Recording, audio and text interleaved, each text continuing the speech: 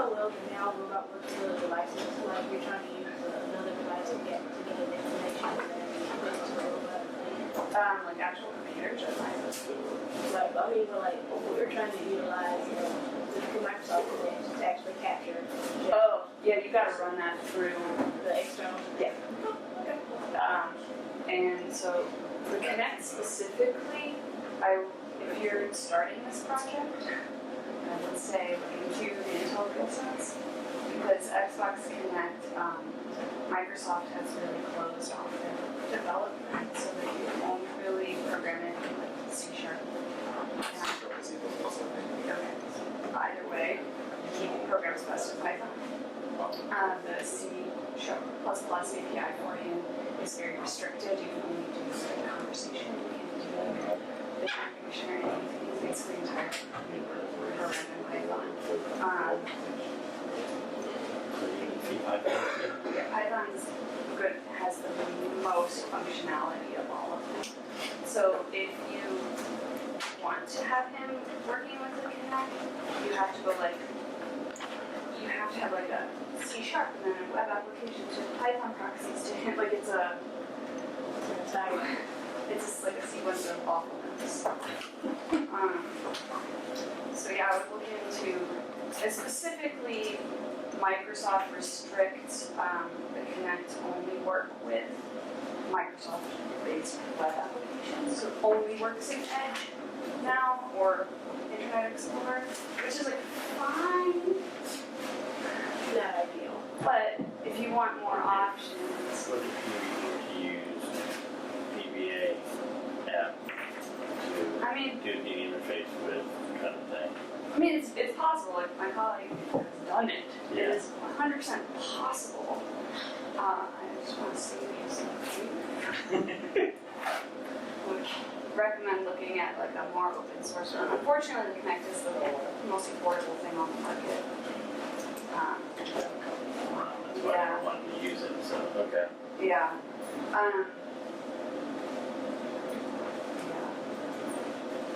It's doable. I've seen it done, but it's all through an external computer. I mean, he does run Linux. Like it's possible to put it on his head, but like I said, it's Raspberry Pi. That's all being used for his motor controllers, basically.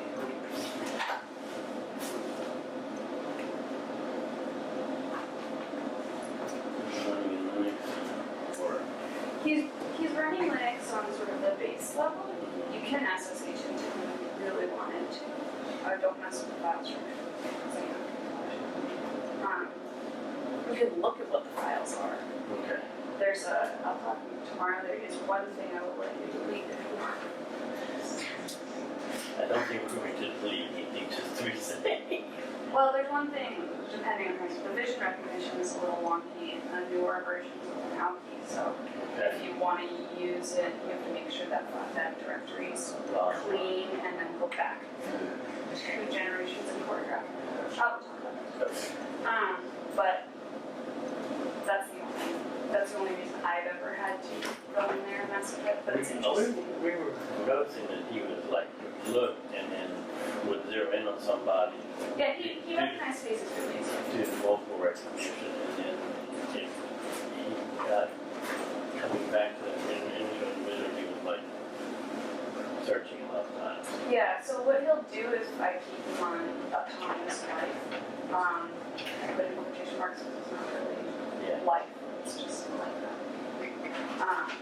He will follow sounds, and then when he finds a face that he recognizes, he will like start tracking that face, and then as soon as that face goes away, he'll go for sounds. He won't recognize that he's seen that face before. Okay, that was kind of what we were wondering. I mean, you can make him do that. I will say, I do not program this, and I do not take responsibility for this.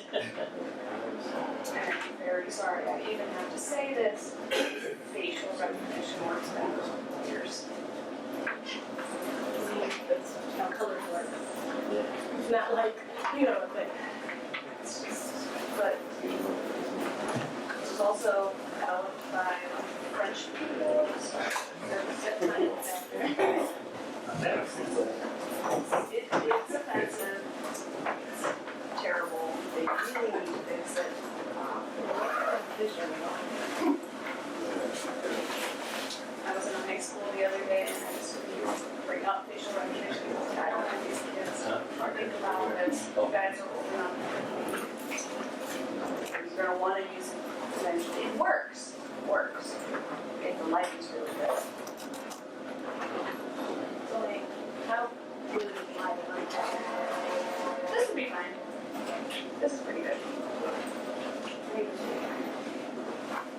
even have trouble, like I have an Asian colleague, I have trouble with space.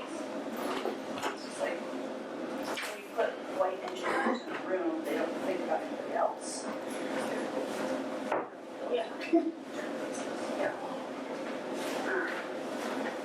But even if you make them wear your face with glasses on and you take your glasses off, you won't know it's you. Like, you don't remember.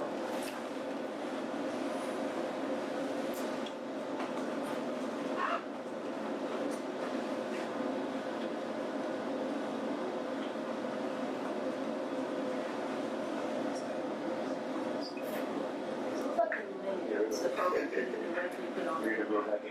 That was Nick Carter. You can go live. That was good. What up, P addresses? It's just like the Ah. kinds of things that you can do. Two, You eight, set yeah, up I'm those happy times you said to that. deal with I'm happy you one said kind of thing, and that's a choreographed Okay. behavior.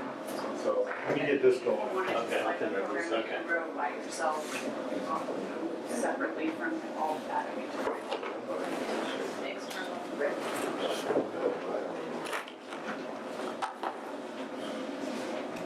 All the blocks in the house.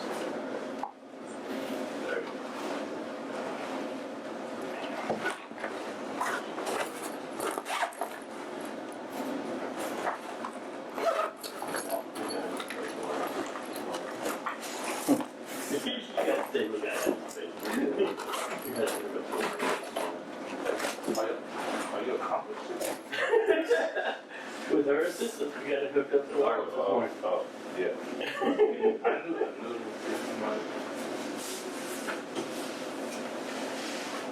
I'll eat. Open it up. I knew that's for like 2 hours trying to get it. About 2.5 years on Friday. Trying to get behavior in this. I was here for 2. Yeah. Yeah, I was there.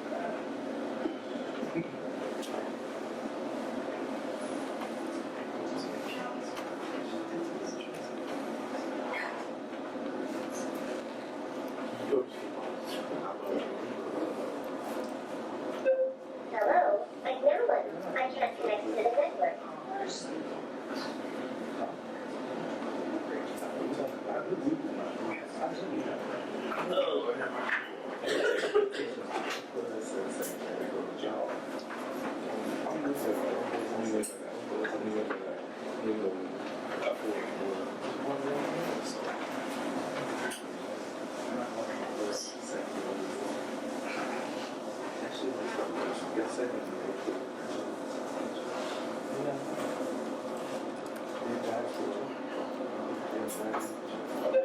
Hello, I'm Marilyn.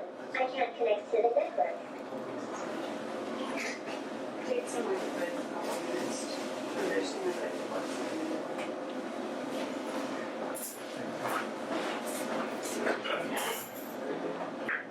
Oh, it unplugged. That's why. That'll do it. Okay. that's not good. That's not good. Hello, I'm Marilyn. My internet address is 169 I can see you for a couple of 254 like 8, dot like 8. 164 dot 155. It's so good. 6, 7.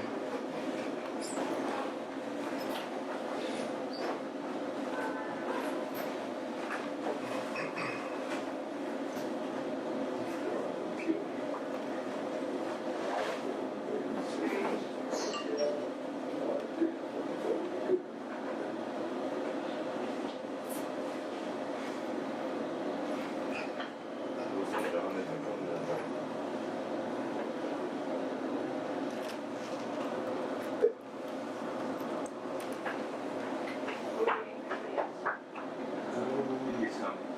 Huh? He said he's coming. Okay. Maybe should hear something. Everything on the wall. Well, last night when he comes in, so. You know we don't show up till 10 because the end of the last class.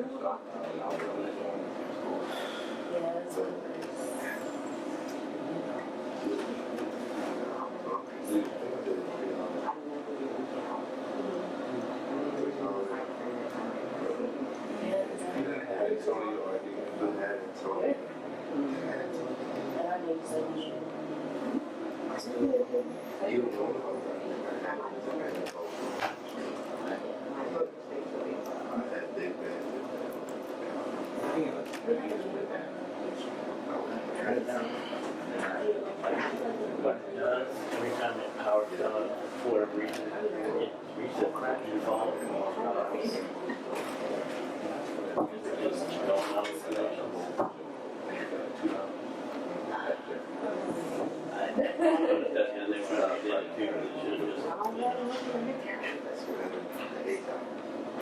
when I did it too, it should have just.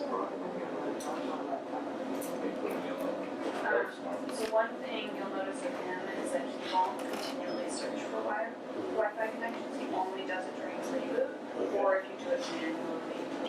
So like if this happens, you're gonna have to either reboot him, which takes a good 10 minutes, or you can plug him into your computer and force him to connect. And I'm just waiting until mine. So what ends up happening when you reboot him every time is that the Linux turns on, the Linux launches, and then once the Linux, and that during that launch time, he'll start looking for wireless connections. And then once the Linux is fully launched, he will start launching the now, which is sits on top of the Linux. And while that's launching, it will continue to search, but as soon as the now said yes is on, it stops searching. So if it has connected to a wireless network in that time, great.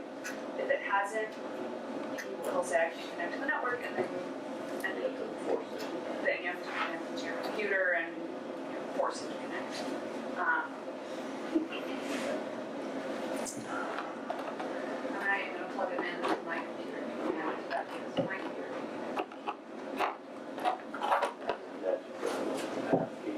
No, because I've already connected it. You should have been connected.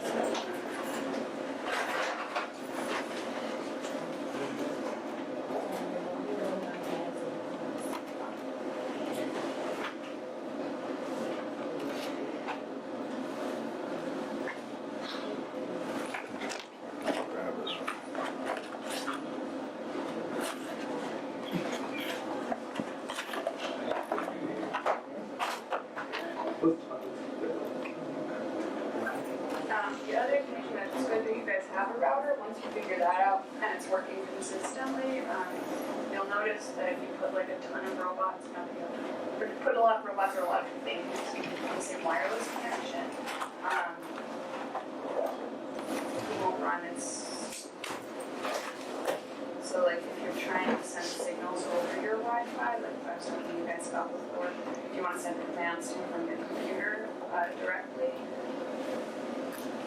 testing wise, I would always do it hardwired. Obviously, eventually, if you don't want that to happen, having like a dedicated router is a really good option. I think you could get like probably like 10 things on one router, depending on the router. Okay, so I'm connected to this. Like 10 robots or 10 like? 10 items. Things. I.e., if 10 people connect, 10 laptops connect, then you're limited. A lot of personal Wi-Fi units. There's some of the new ones will do 15 because of all the new smart TVs and everything in the house, but typically, like that one's got a 10 signal max on it. My office, we have 8 people and at any given time, about 30 robots. And we have like a $600 router. Just because we have to, like, it's our business, right? So.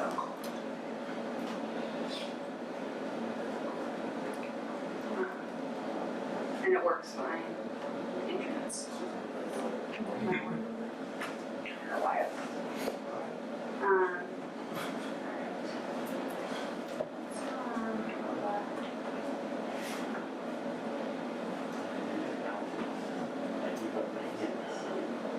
Yeah, it should be the same way.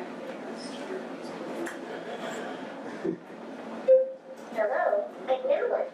My internet address is 169, 254, 164, 155.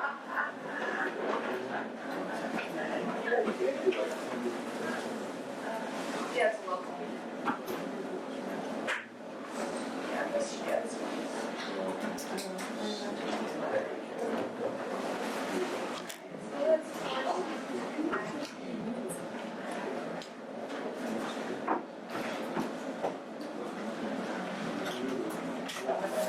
Alright, so he's now connected to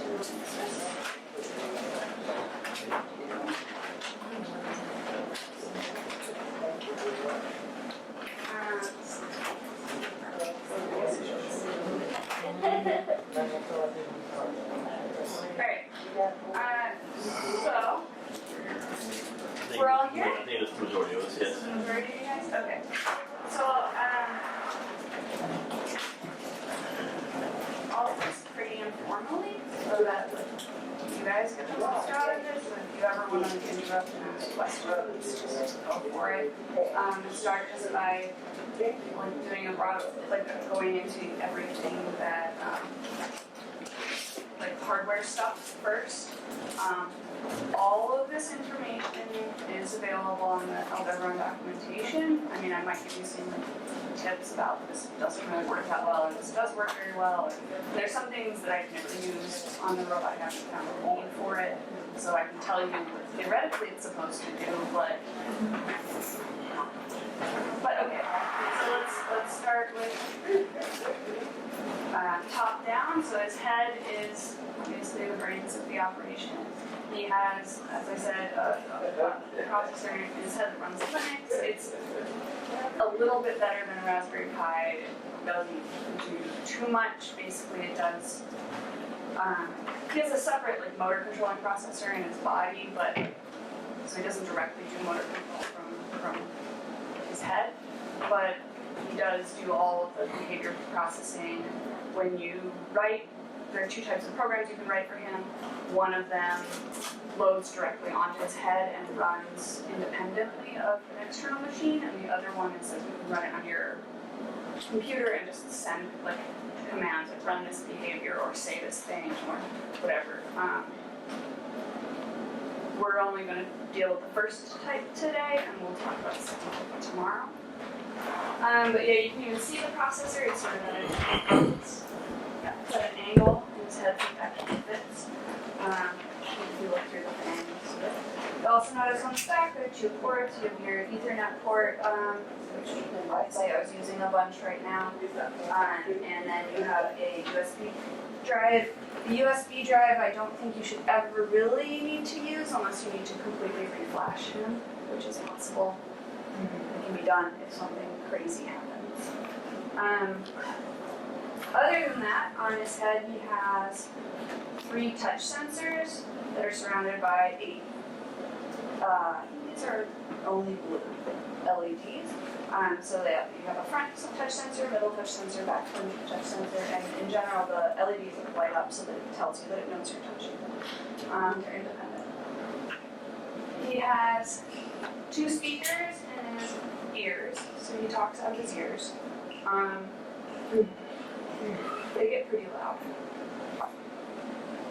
He has 4 microphones, 2 on the top of his head and 2 back here, and those are used for sound location. Right, just like I know if there's a sound happening from over here because my brain does some crazy processing, but the sound is happening from over there because it might got to this ear slightly earlier than this ear, he can do the same thing. He just has 4 of them instead of 2.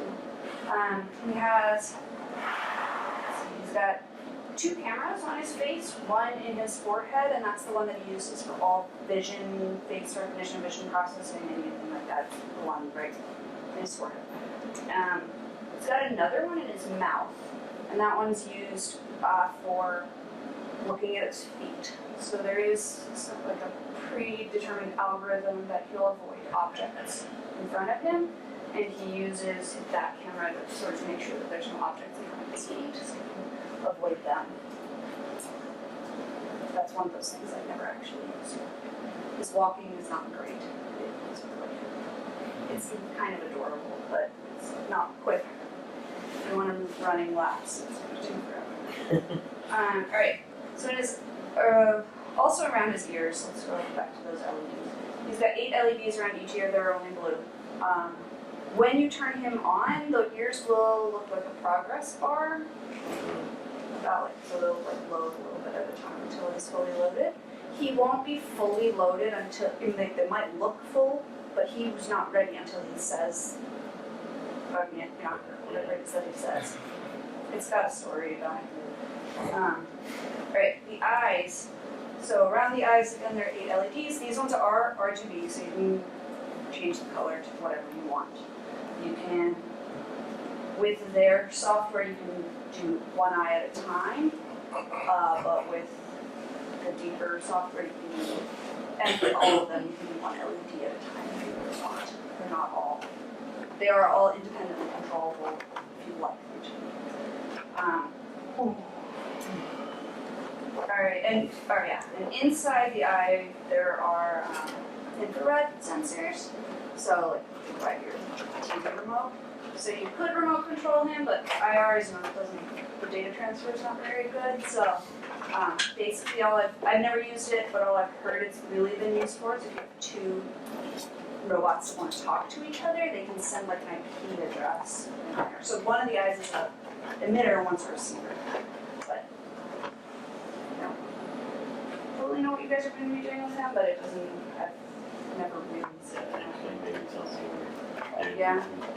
they're programs interact with each other. Yeah. We got 2. So I mean, all that interaction can't transfer a ton of data. It can transfer like an IP address or like a number. It can't really do too much. But if you're doing things, depending on what you want to do, if you're doing things off board, then like the talking can be done off board. One of the ideas I'm pushing around right now is having one robot have something like an assignment, kind of one be a reader, one be like a directory or something like that.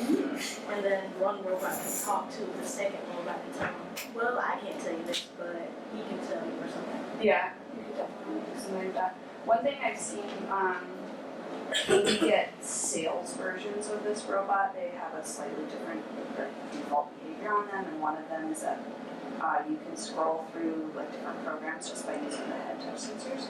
So you can, if you wanted to use a directory, you could like have them like scroll through possibilities and you say up, down, and then select.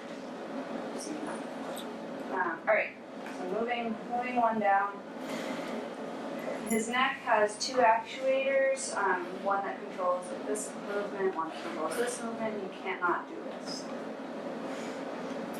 Nope, it doesn't work that way. Only two directions. Forward and back. So you can say yes, and you can say no.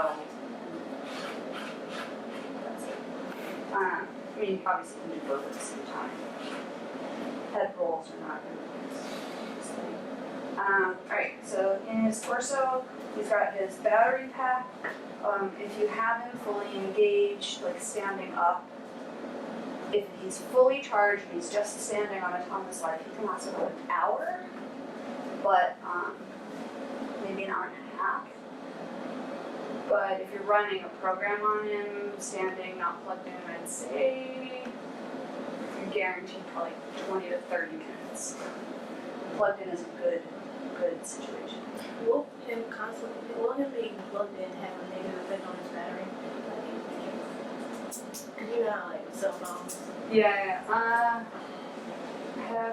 I would say if you no, the worst thing that you can do is put them in a box for 6 months because then you won't turn on. Don't keep them in use. If that ever happens, let us know. We've tried. I don't know. They're expensive. Battery pack here. What we do, even the design on the battery charger is horrendous. It falls out all the time. We duct tape them. Yeah. So they stay. Now, that brings me to this quick, because talking about kind of harnessing the cable to it, well, power pack, you know, harnessing the power pack via or some kind of retractable cabling setup. Yeah, probably would. Yeah, sure. I mean, I'm sure you guys are engineers. You can design something that works, but it's really bad. This is a very poor design to have it going up. It's not going to fall out unless there's a good latching mechanism, which there isn't. But yeah, some just for like testing purposes. Well, whenever we do it with like young kids, we definitely duct tape them. I like to have my desk. It's not duct tape.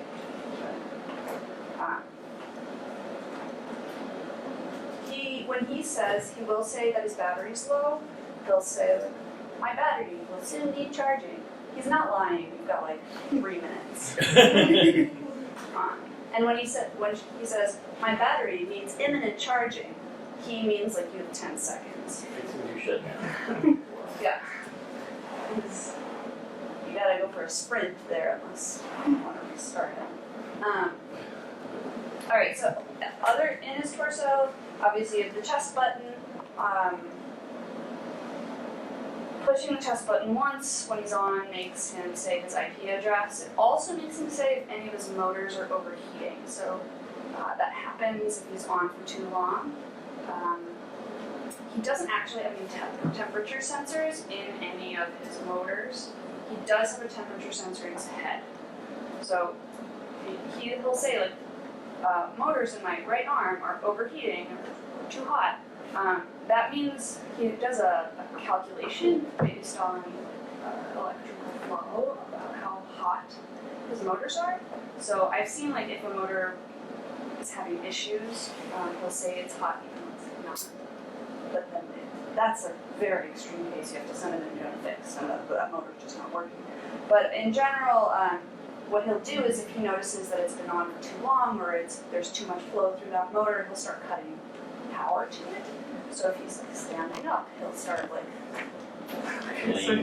start acting drunk, you know. And then eventually he'll just shut himself down like slowly.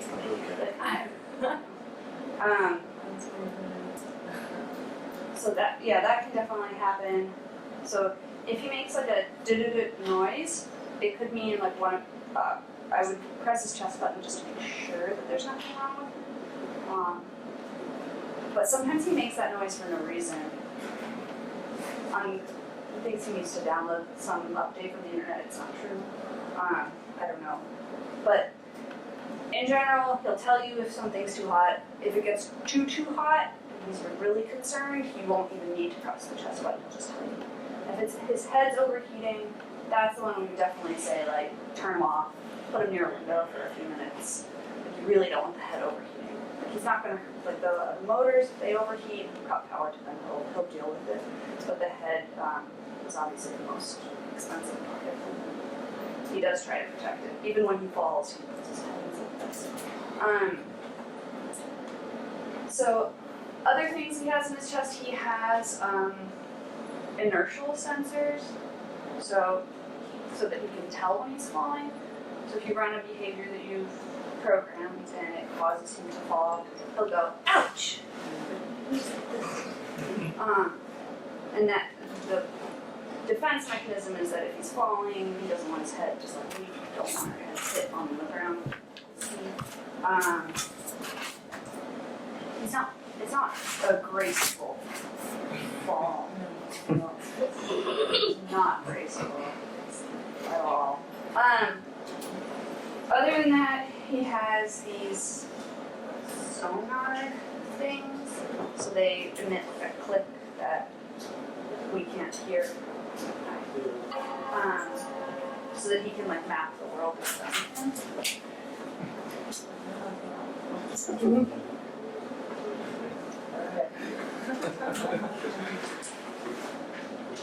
Yeah, so he maps the world in front of him. I've never used it. It's kind of cool. So he does some vision mapping, like world mapping with, so he can detect with my hand in front of him, and that's what he does with his cameras. But he can do like a better mapping. His cameras, it's not a Kinect, there aren't two, it doesn't have depth perception. So the way they got around that is by putting these in there. It doesn't do, I've heard it's not that great, but it's okay. Yeah, you guys just have to mess around with that one and never used it, so. It's possible. The Kinect is better. Alright, arms. He has 6 motors in each arm. He has 2 in his shoulder. Pitch. 2 in his, so yeah, he has one that goes this way and one that goes this way. This. And this. And then same thing with his elbow. He's got one that sort of goes like this, and one that goes like this. Then he has one in his wrist, and he has one that opens and closes the hands. So the hands can be anything between closed and open, but you can't, there's no individual controlling fingers. They're all together. They're open or like semi-open, you can do any sort of thing in between that, but you can't close one of them and not the others. He does have 3 tactile sensors on his hand, 2 in the front and 1 in the back. I will say they don't work great independently. They work best as like one big button. Any 3 of them are best, I guess. That's, at least in my experience, it's possible, but it's has to be a times in order for it to register. But if you do it as one big button, it's really effective. The fingers do have little grippy things on them. They fall off. They will fall off. The rubber ends. The rubber ends on the fingers. The rubber ends are generally okay. It's these. Oh, the other one. Yeah. Okay.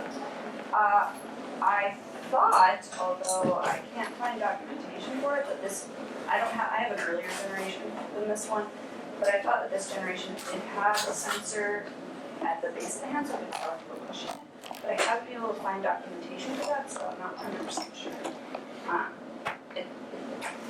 I know that the big ones, the covers do, but I think they do, but I haven't been able to find these Who got gripped the other day? Who got gripped the other day?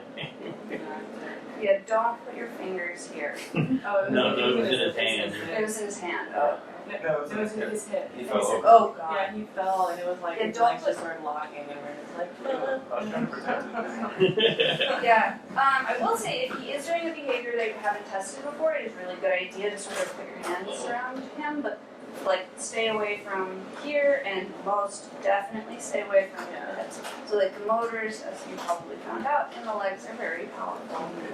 Not so much, if you get clipped here, it's not that bad. I don't stop. No, they do not stop. There are no sensors in here to tell if your little fingers are in there. It will hurt. So size. Right, this is a really good left hand position. It was mine, it only took like 5 minutes to turn off. like sit there. This, I'm surprised you don't have a scar. He gave me this the other day. oh, Alright, so arms, we're good. Oh yeah, so the other sensor, the sensors that he has is on each actuator, he has a position, a electromagnetic thing that tells you what angle each motor is at. So, so that if I connect to him on my computer, But he has motion position actuators or sensors. so if I connect him on my computer, you can see right here, right there, it's the wrong color, but it's okay. Right, so if I move his arms in real life, the arms on the little virtual robot also move. You can get all this information through the API as well, if we're doing more rigorous programming. For packing him up, the fingers break very, very easily. I recommend cutting this piece out, because if you did what I just did and open his hand like this when he's off, which is totally fine, you can open his hands manually, you just can't close them. And then you try to put him in the box, and you're like, oh, the box isn't totally closing, I'm gonna push a little harder. His fingers will snap. And that's because they get caught on this piece of foam. So when you pack them up, just make sure the hands are closed. And actually in our office, we cut this thing. I don't know why it's there, we just cut it out completely, so it doesn't, they snap very, very easily. It's the number one thing that we find happens. We sent a couple of robots down to Costa Rica, and they were opened in customs, and the customs agents broke all of them. What's it? Yep. Good old custom. Alright, so that's that. So, talk about the 6. He has 6 also. He has 3 motors in his hips. 2 of them are orthogonal, but one of them is not. So, the one that lets him like sort of like do that is up in here, sort of. And then he's got 2. Let's make him stand up.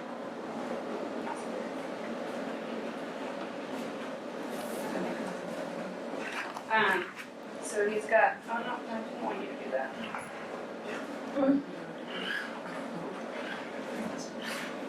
So he's got one that can do that. That's one motor. This is another motor, and then he's got one that can sort of like very, very slowly, like that way. Does that make sense? Yeah, exercise. Yeah. So, but that one's super, super slow. It's much slower than the others. Okay.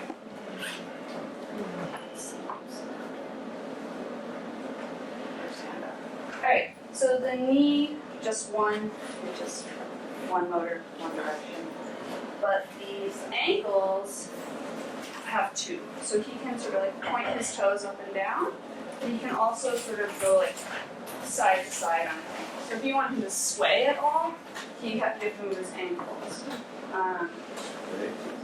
That's right. So, here, I'll show you. Get him to sit down, a little bit better.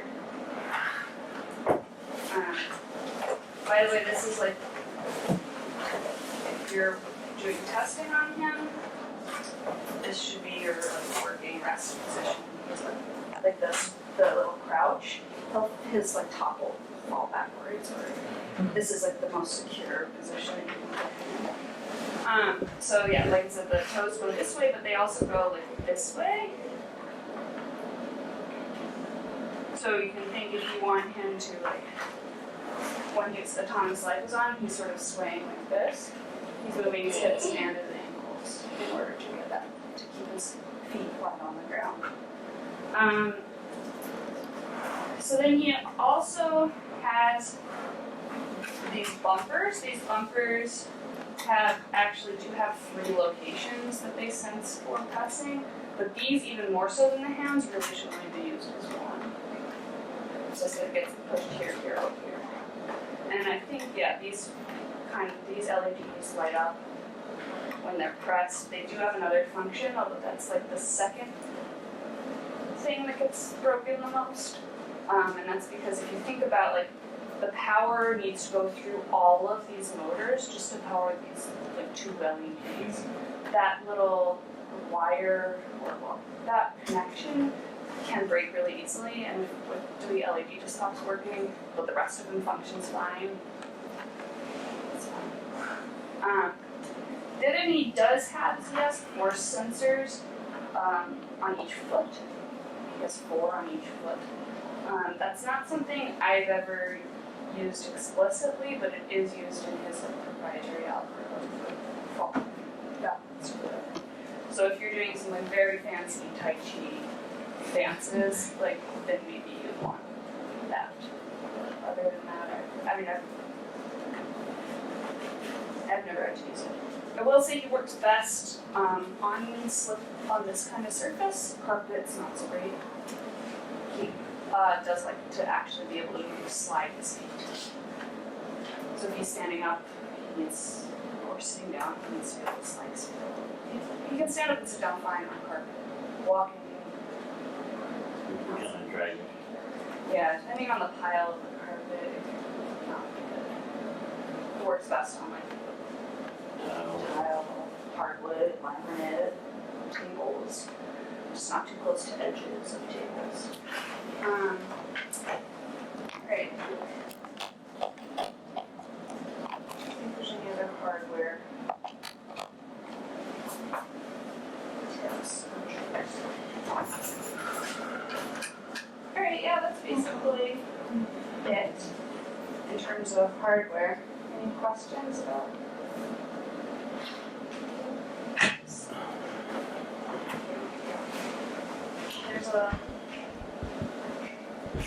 There's a lot. But by the way, the warranties, the Aldebaran warranties are really, really good. If anything breaks, you send it to them, they send it back to you in a week fixed. Unless it's really crazy, that might take a couple weeks, but they're really, really good about it. Just have to call a lot. What is it a year, 2 years, 3? I think it's anywhere from 2 to 3. I mean, it was a 2-year warranty, I bring there. Okay. All of this, by the way, to go to the Aldebaran documentation,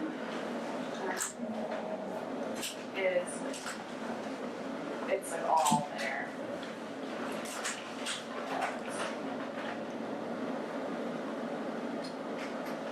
So now, yeah, there's a now documentation, there's a technical guide that goes through, they have an actuator and sensor list, technical overview, yeah. Instruction. They tell you like everything, they'll tell you like the dimensions, all of these like very detailed specifications are all available online.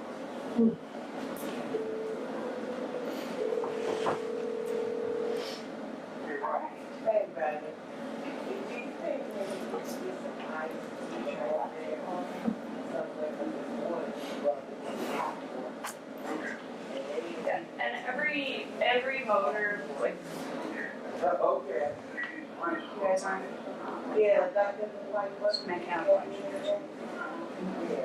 So they do all have names and they all pitch on goal and they have to do the directionality of the axis of rotation. Oh, okay. So like the shoulder, it's not just like shoulder motor 1, shoulder motor 2, they have, there's like the rhyme and reason, it's like shoulder pitch and shoulder roll, and they refer to the two different ways that the thing goes. And that all has to do with like the XYZ right hand, XYZ axis. Just an example, if you ever did Microsoft Flight Sim and you ailerons control your pitch roll and y'all, it's the same thing. It's just that, just to make sure I get this right, this is yaw. This is, there's a picture online. But it's like this. This one's more. But anyway, same idea. Okay, so that's the basic hardware stuff. Software stuff, there are a couple of things. First is that you should have an Aldebaran community account for this robot. You do? Okay, so you were able to register the robot to that account? We hadn't registered yet, right? Okay, let's do that right now. Let's see, what's his IP address? If you don't know his IP address, there's only one. There's a way of getting to it just by checking it now.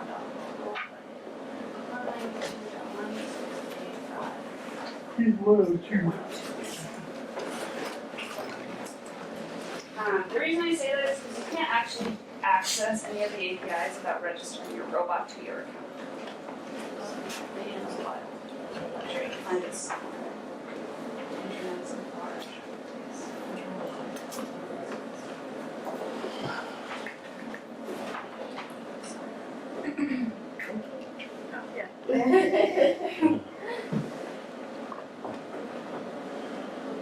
You know your username and login for that I'm account? about to sign in right now and like what county. Okay, so basically what it is when you go to the robot homepage, like you type his IP address into a browser, there's a place for you to put your login there, and then it like registers. Of course, Hello, I'm Nolan. My internet address is 192, 168, 105. there we go. Yeah, I rebooted him. That's right, so that doesn't change. Did I? Maybe? I don't know. Yeah, I remember when we had the power go out over there, we had the, yeah, we remember those. Something happened. Alright, so let's work that. How do you like? You're gonna have to come over here and have it set once I remember. Oh, here it is.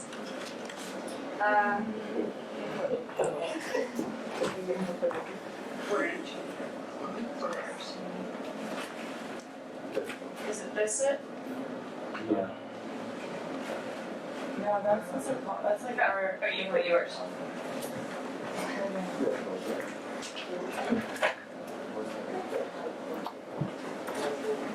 Okay, can I find a couple more people?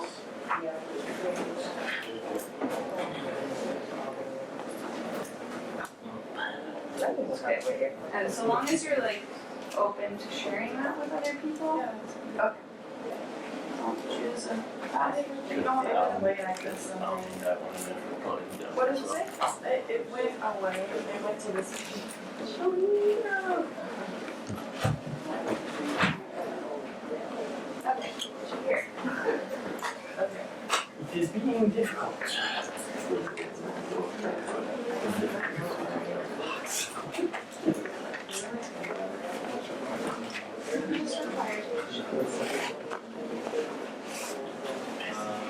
should have one boy and one girl, the other one should be a she and a Raj. We got this one in the closet. Or is she? Yes, I don't know, I never, How long does it take? What does it say? done it. Oh, field journal. are invalid because No. I was trying to do forgot password, but Oh, I see. For the dual assignment. Tell me your battery was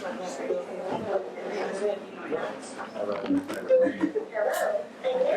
The internet address is 192, 168, 100. Just longer. Dialogue launcher. Dialogue battery. Battery level. Dialogue Eliminate. Eliminate. Do it again. That's because I'm on his robot page, it's telling me all the updates. As soon as he's hit it, I'm trying to auto update.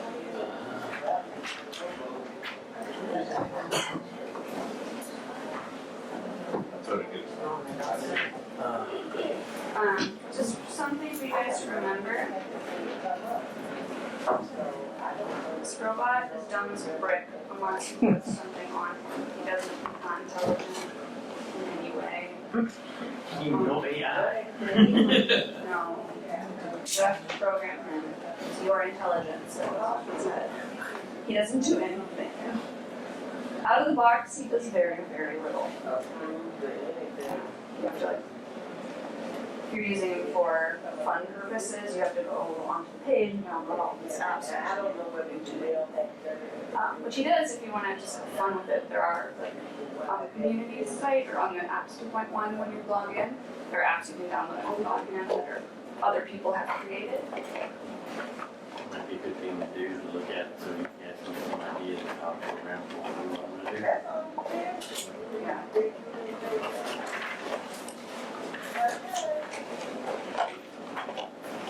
Makes sense.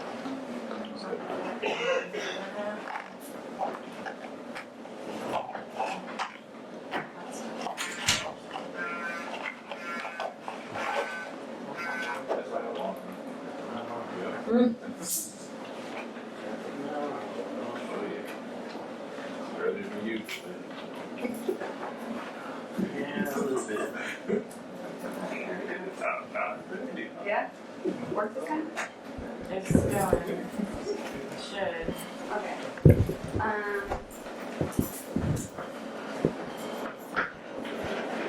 Once it's feels like it's kind of there, go to community.eldebrown.com and okay, go to on your computer. Okay. Go to community.eldebrown.com and then click resources.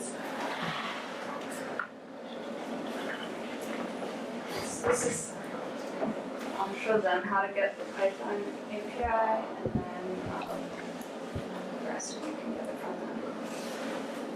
Alright, just double check it.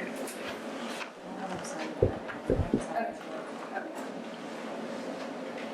feel like a browser that is like some more of a browser. No, in terms of its robot page, it doesn't matter. I've used Chrome and Edge.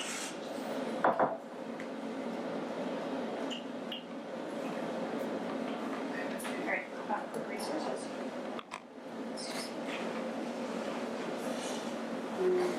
Quick software.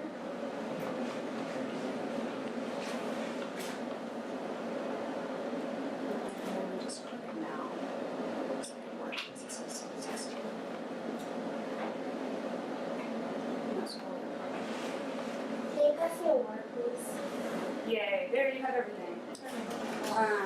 There's double, I don't know why, but it's secret. Thanks. I have a question.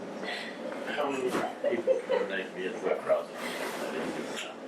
So, I think I've never tried, but if you're just going to his robot homepage, like, really shouldn't have to do that much. But my guess is because you have to log in, just one. In terms of choreograph, definitely one, only one, and I will talk about it in a second. If you are sending commands to him, Probably just one. depends. Depends. So like I could be sending commands for him to say something and somebody else wouldn't be able to also make him say something, but somebody else would be able to make him move. Okay. Because they're different, they're controlled by different processes. What happened two robots impact that at all. No, shouldn't. You just have an IP address, so it's all through IP. Everything.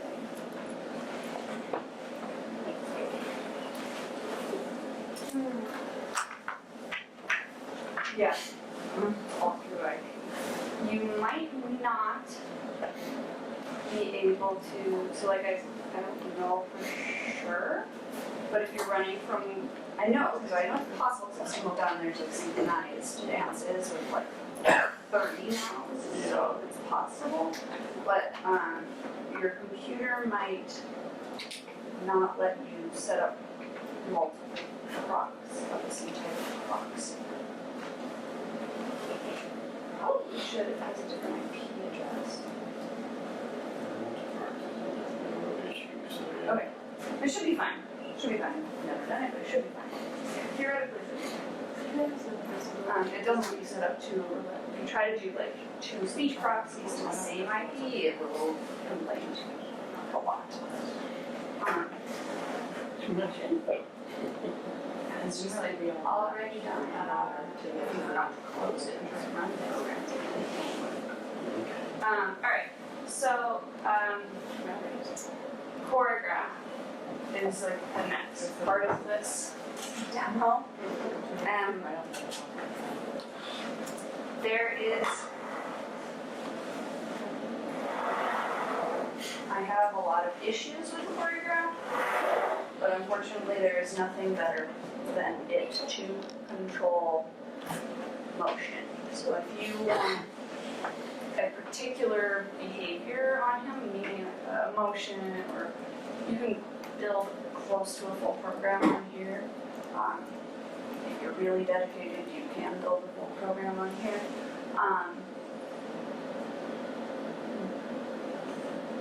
But in terms of like vision recognition or spatial or motion at all, like, there's nothing better. You just have to deal with it. Now it is like a flow chart, so you might think, oh, this looks like really childish. No. It was written by developers for developers. I've tried to get fifth graders to use it. You hit a wall pretty quickly. It looks very nice. You're like, oh yeah, it looks so pretty. And then you try to use it for like 2 weeks. Never again. Okay, so basic layout, when you open it, it won't look like this. When you open the program, it's a completely customizable view, meaning that they're like, the only view that you must have is the main workspace. The other views, like the robot view, which I have right here, and the box library, like I can close it, I can put different ones there. Sort of like if you use Photoshop ever and customized your palettes, it's the same idea. And all of those little palettes are available in this new drop-down menu. So if I say, for example, that I want the video monitor, you click video monitor and it'll show up, and you can see that you can actually see the feed directly from his head.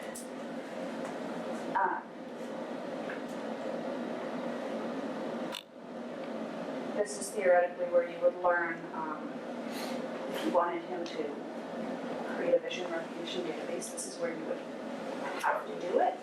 Although, like I said, there's issues with that I will talk about later. Okay, so video monitor, not that important right now. Things that are important, box library. This is where everything that is done through boxes. So in this particular program, he has a box that makes him stand up. And then he has a box that makes him do, in this case, the thriller dance. And then he has a box that makes him sit down, and he has a box that makes him rest. Okay, so the beginning and end of your program should always have a wake up box and a rest box. And that's because if he's currently he's in rest mode. So if I tried to make him move, he wouldn't move at all. What I have to tell him to do is engage all of his motors first, and so then he'll become stiff and you can't move him, and then he'll move. So you can do that either by dragging boxes, which actually is definitely the best way to do it, wake up and rest boxes, or up here on the top right there's like a moon and a sun, if you click the sun, it makes him stiffen up and I can't move I can move his arm like a little bit, but I can't actually move his arm at all, further than that. And then if I press the moon again, he's like, limp position. The moon will put him into a relatively stable rest position. So if he's standing, he'll go into his crouch. And if he's close to sitting, he'll go into his sitting position. He'll go into, those are his two stable positions. Like I said, sitting is better than crouch. But rest will always get him nicely into one of those. Other than that, up here we have a volume control guy. Like I said, they do actually get quite loud. They also do get quite soft. So it's a very small slider with a huge range. And then there's this heart. So currently he's in like dumb mode. He doesn't do anything. He just sits there. If I click the heart, he's in what's called autonomous life, and that's just a fancy name for move my head around and flash LEDs. Try to find the source of the noise just by his microphone positioning, and then if he sees my face and tracks my face, he'll follow my face around. Connect head tracking works better, especially if you're in a big group setting, because if I'm the presenter, you want him to be tracking me or whatever. If I'm the person that's interacting with him, you don't want him looking over there, and that noise might be louder. Definitely, it's better than this. So, okay, so that's on, but when the heart is like full, that means the autonomous life is on.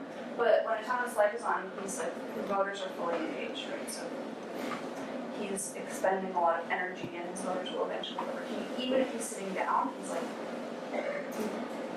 they will start overheating. So for testing purposes, it's best to keep that off. Alright, so do you guys have these on your computers? Not on Not on your laptops, but on Mac? One.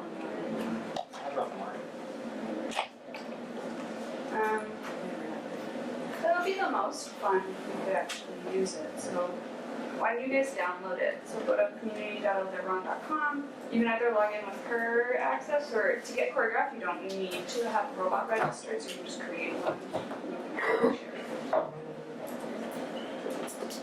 One thing that's nice about it is even if you're not connected to a real robot, resources, software, Choreograph 2.1.4.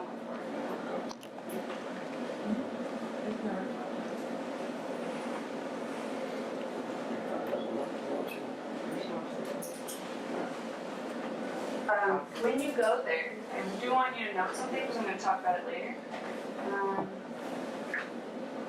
You know, everyone community resources, software, IO, access.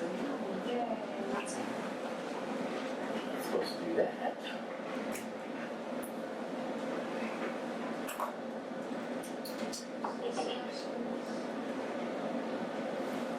Software. And then we go to Oh, I figured. Alright, You don't need to have a robot for this. Robot information, you create your own email account access. yeah.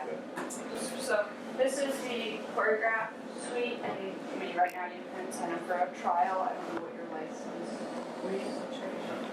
Dr. Baum sent the license key out to us. Everyone should have it in the email. The site license, right? So this is the most recent version of Choreograph.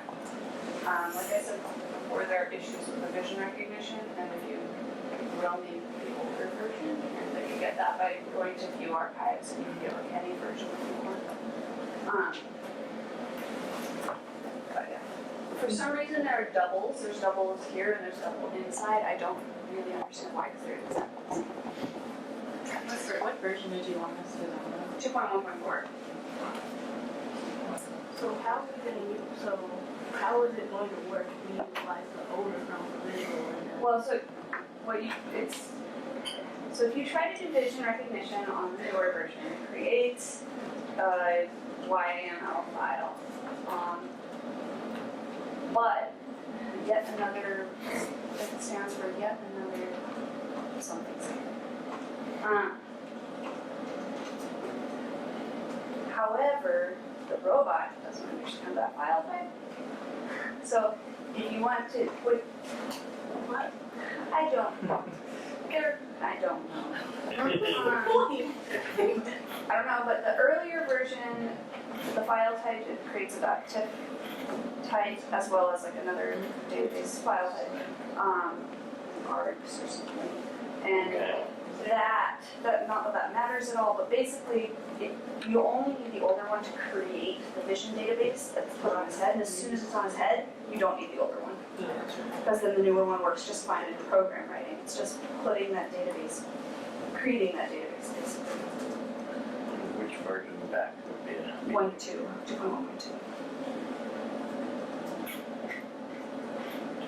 Yeah, the face recognition works in all, or semi-works in all versions, but just the like object or vision recognition, creating that database only works. Something is created, but it's not something the robot can use. Because that took me a week to figure out, so Is there a programming update fixing to come out? we have let them know that there is this problem. Probably not. Because, so a lot has happened with this company. They're a French manufacturing company. They're bought by a Japanese company, SoftBank. The Japanese company is a lot more interested in larger robots than these little guys. So they are actually not doing a lot more than this is about as good as they're going to do. They're going to continue selling them. They're not going to continue updating the software. So they're basically training, basically. So these are 10K each, the big ones are 30K each. But you couldn't even buy them right now. or- No, we are going to get the first one. So Yeah. my company is getting one in the whole course. Yeah, no, they're available for purchase in Japan. Which is why if you ever like agree to terms and conditions on this website, it's all in Japanese. It's like, I really don't understand what I'm accepting. I want it to. I would have read it. Yeah. That's exactly right. Alright, so if you guys go ahead and open Choreograph, you can like follow along a bit better with what I'm Almost there. almost.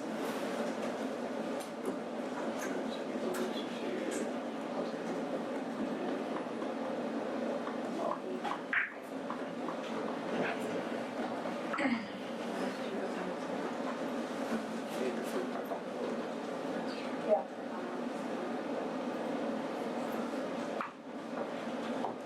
Even the Java one doesn't have, I guess, all the supports. It has more, so it's like the hierarchy, just Python's the best, then the Java one is just.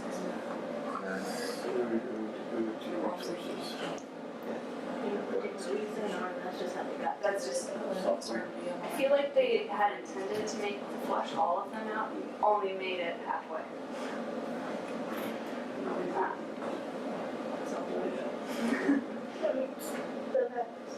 Yeah, I mean, to be honest, they weren't doing it right to begin with.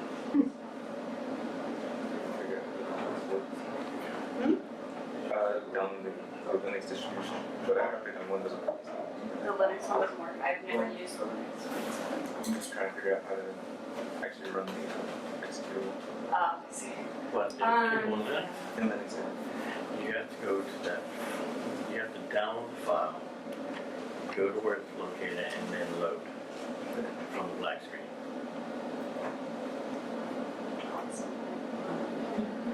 Mac, I've done on Windows, not done on Windows. Mac and Windows have installers. Yeah. Well, actually, Fedora is actually coming up with an installer as well for theirs.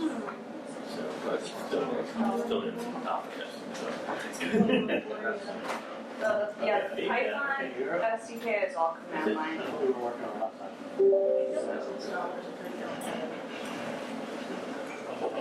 Oh wait, actually, it's only command line on Mac, sorry. On Windows, Python installer has, they have it. Yeah.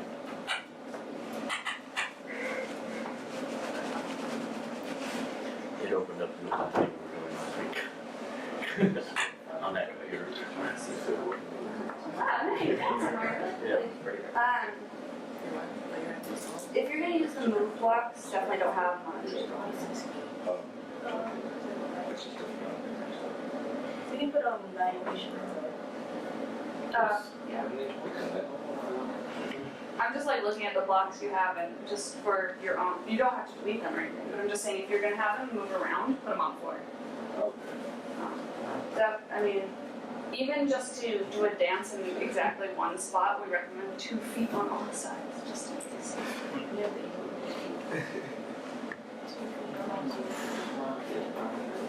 And then if you have them walking, floor. That's the best.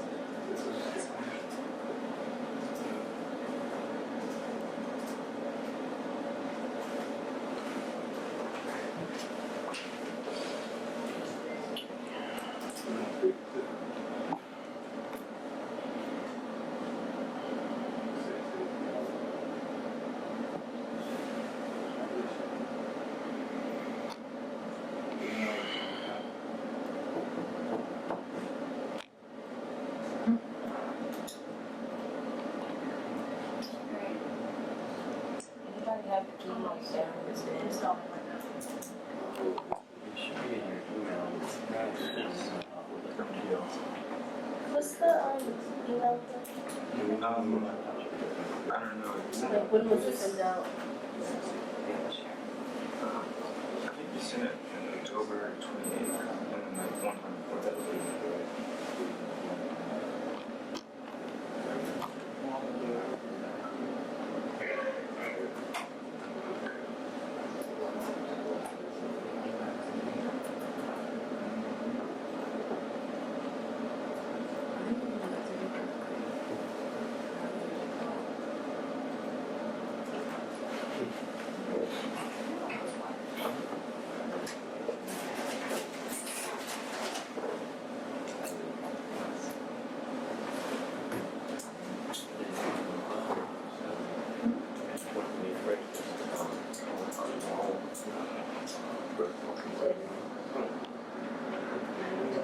Floor, screen. No item.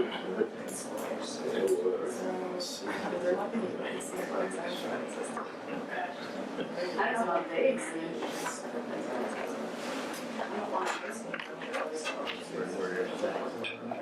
They're worse.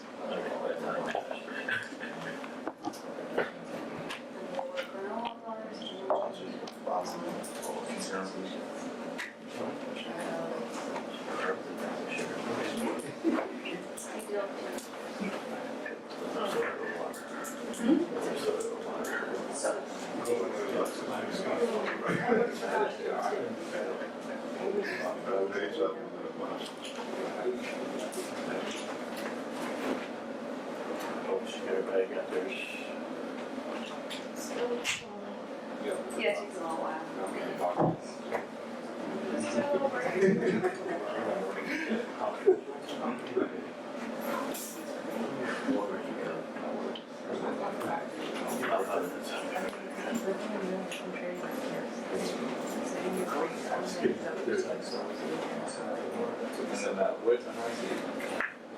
Yeah, while these are installing, you guys can go to the bathroom.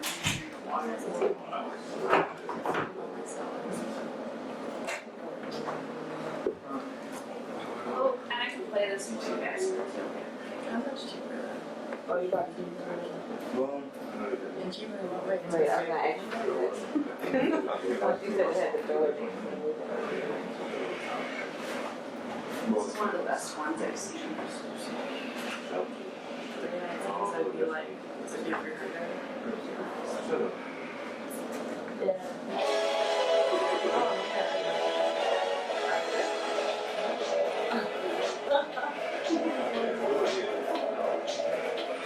That's great.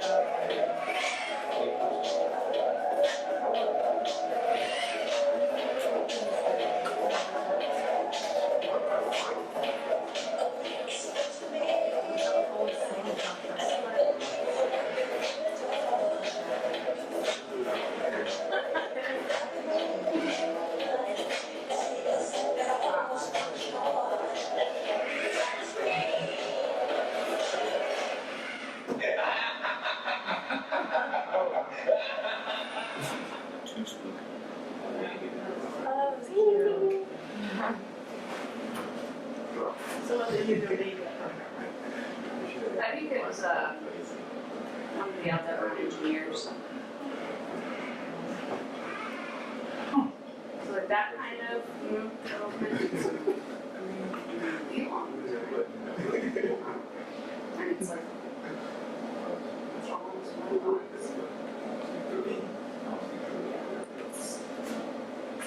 That's a tough one. I've made a couple of other ones, I think. It's definitely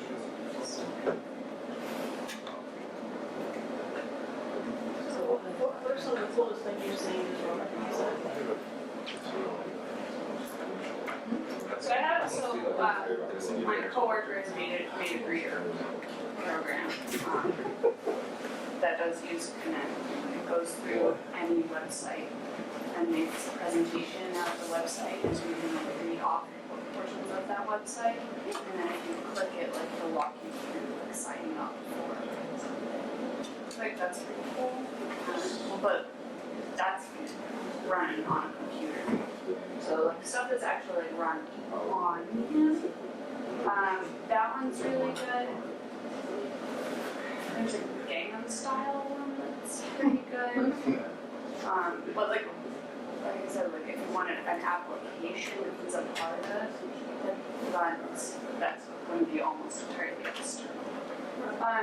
The evolution of dance video that has some really good, but I don't have the program to run it right now. But it's online. That one's really good. There's a Nene dance online. Are you serious? Yeah, that's pretty good. The University of Denver did that one. There's an entirely synchronized group of them that's like pretty insane. I don't know how they did that. And then of course all the soccer videos are pretty good. There's a now soccer in here. Wow. They're like competitions.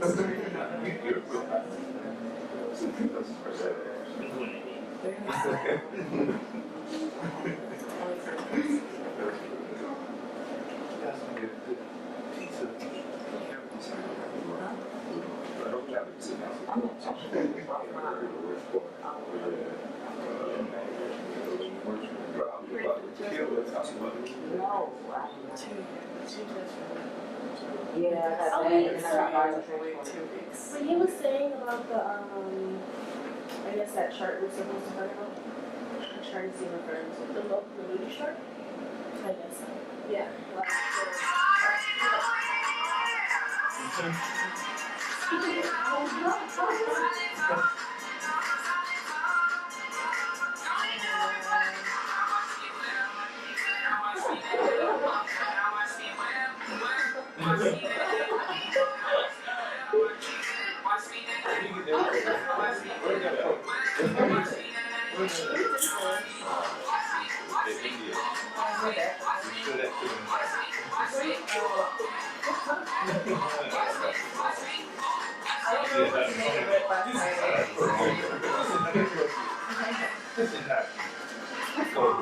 But it's just repeated.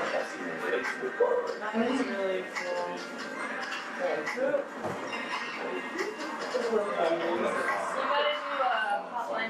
Oh, yeah? Oh. And do the terrible Drake dance. Oh, You just need to build one of those, like a box around it with that color.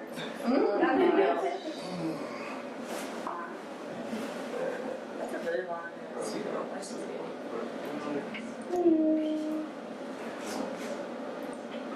So this one is the 20 robots dancing in synchronized harmony.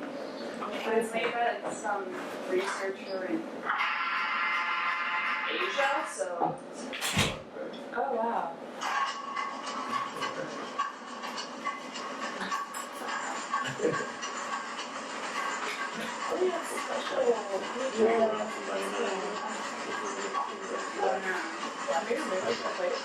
You know,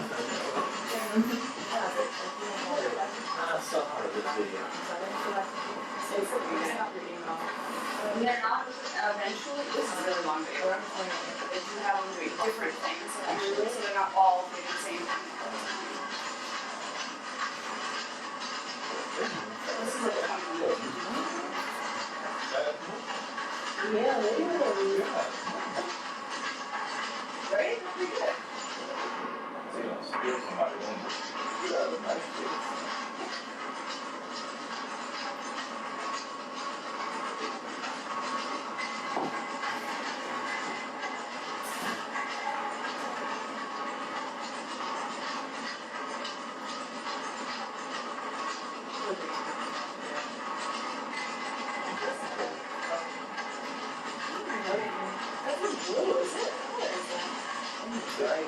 They got, yeah, that's like a It special. must be like a few generations ago. So it did have gray.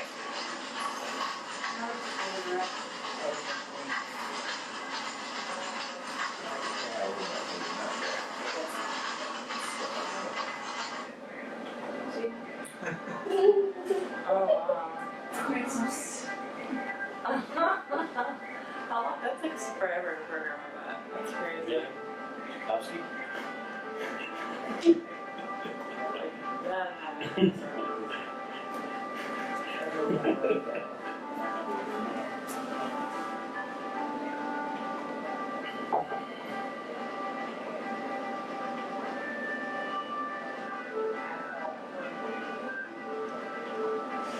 Yeah, it's still really long.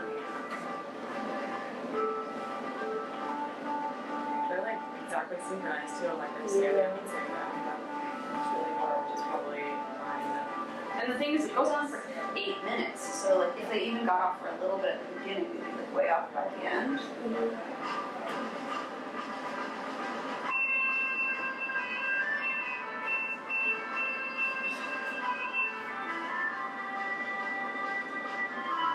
So this is probably one of the coolest things. Yeah, it's really good.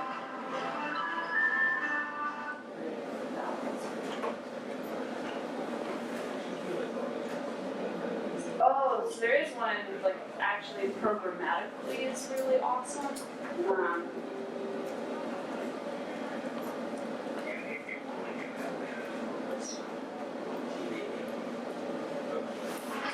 In terms of like the most intense programming I've ever seen on one of these robots, this is definitely it.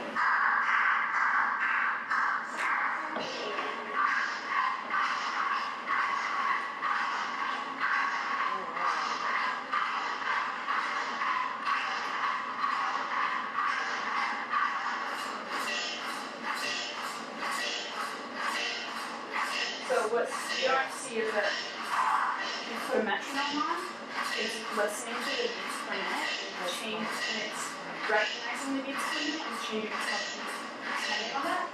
It can also detect how many shakers it has and it changes its So there's like so if you take the shaker out, it does the full length on that shaker, and if there's no shakers, it does it close to it. So it's like not as impressive, but it's programmatically the most difficult thing I It's see. technicality behind it. Yeah.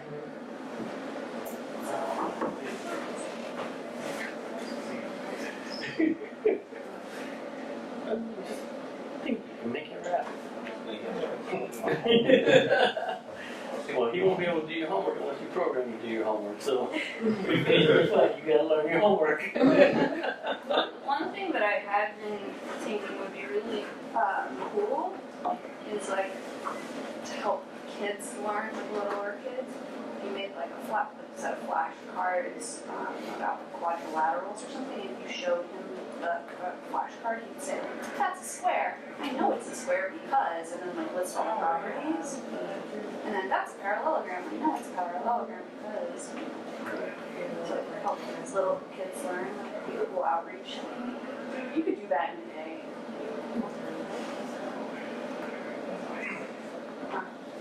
For like a easy mission recognition.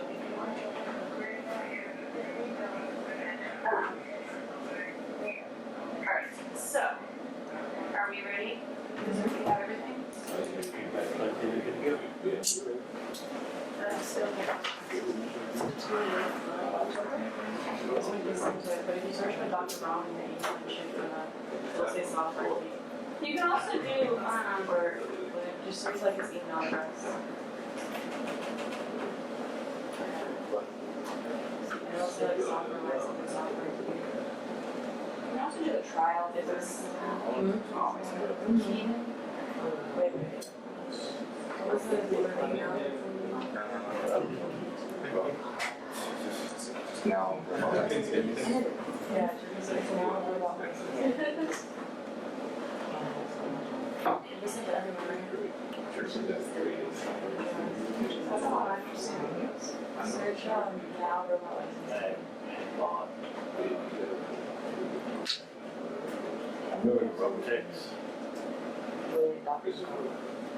That's what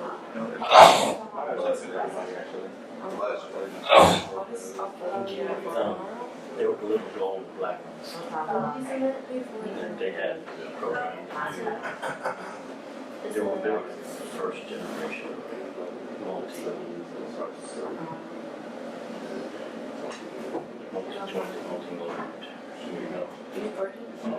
Yeah, you sent it to you. High-tech. High-tech Robotech, that's what it was. But yeah, they were.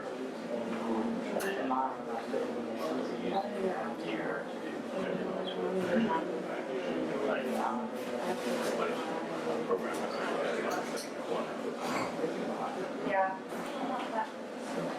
There's a lot of outreach.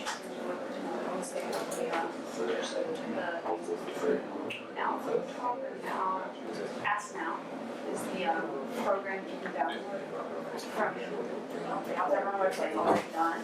That's for autistic children. Yeah, so they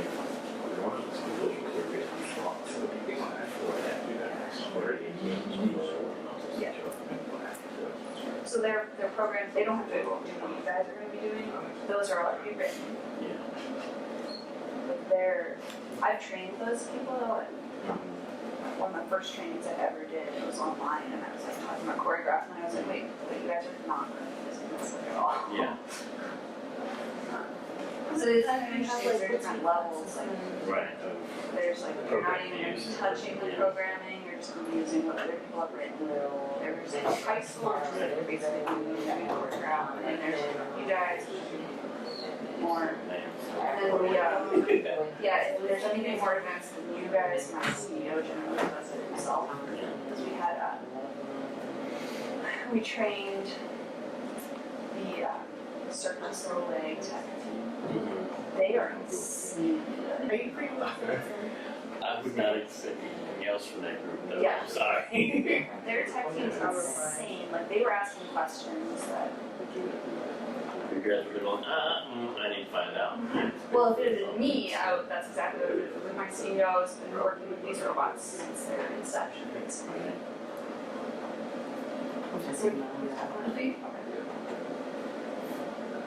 My go-to. I would say in like the world of knowing now, so I've only been working with them for 2 months, and hopefully in the top 30. Because there just aren't that many people who work with it every day. Yeah.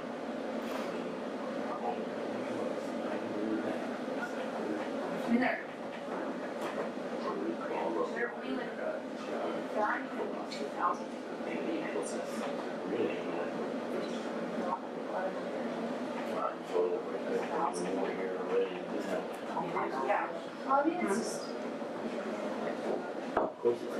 market as it is anyway, so it's very. There are a lot of robots, like a lot of people when they say they want to do a robotics program, they mean like building robots. Yeah. Not like programming to build robots. There's definitely, there's just STEM education, it's not one fun. Until we get, let's see. When are you free to meet besides the? I'm just gonna put it here, so I'm much more familiar. So whenever you have free, I'm probably. Today? Yeah, what time? You're getting it? Well, He's a tall robotics now. Oh, okay. Cool. Excellent. Alright, I had to do one, but everybody's ready to go.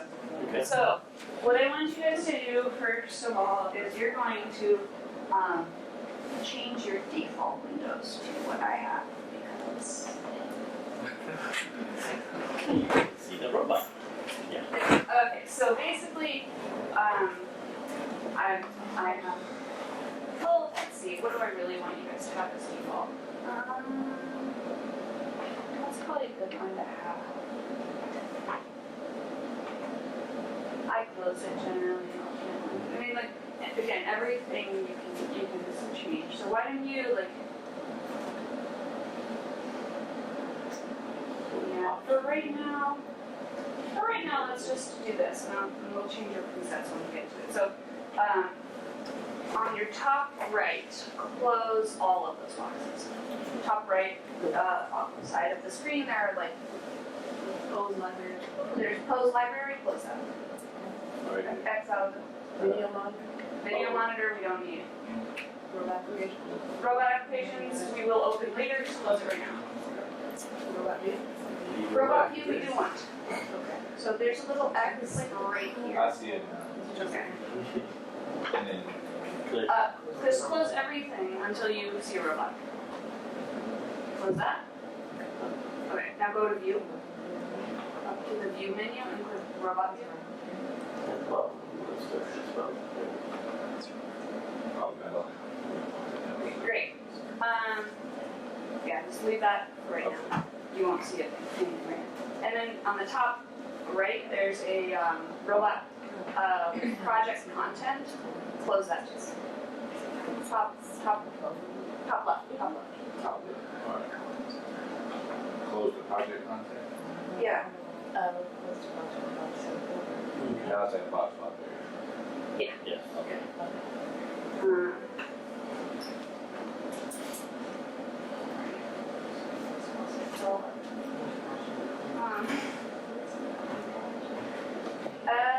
Alright, so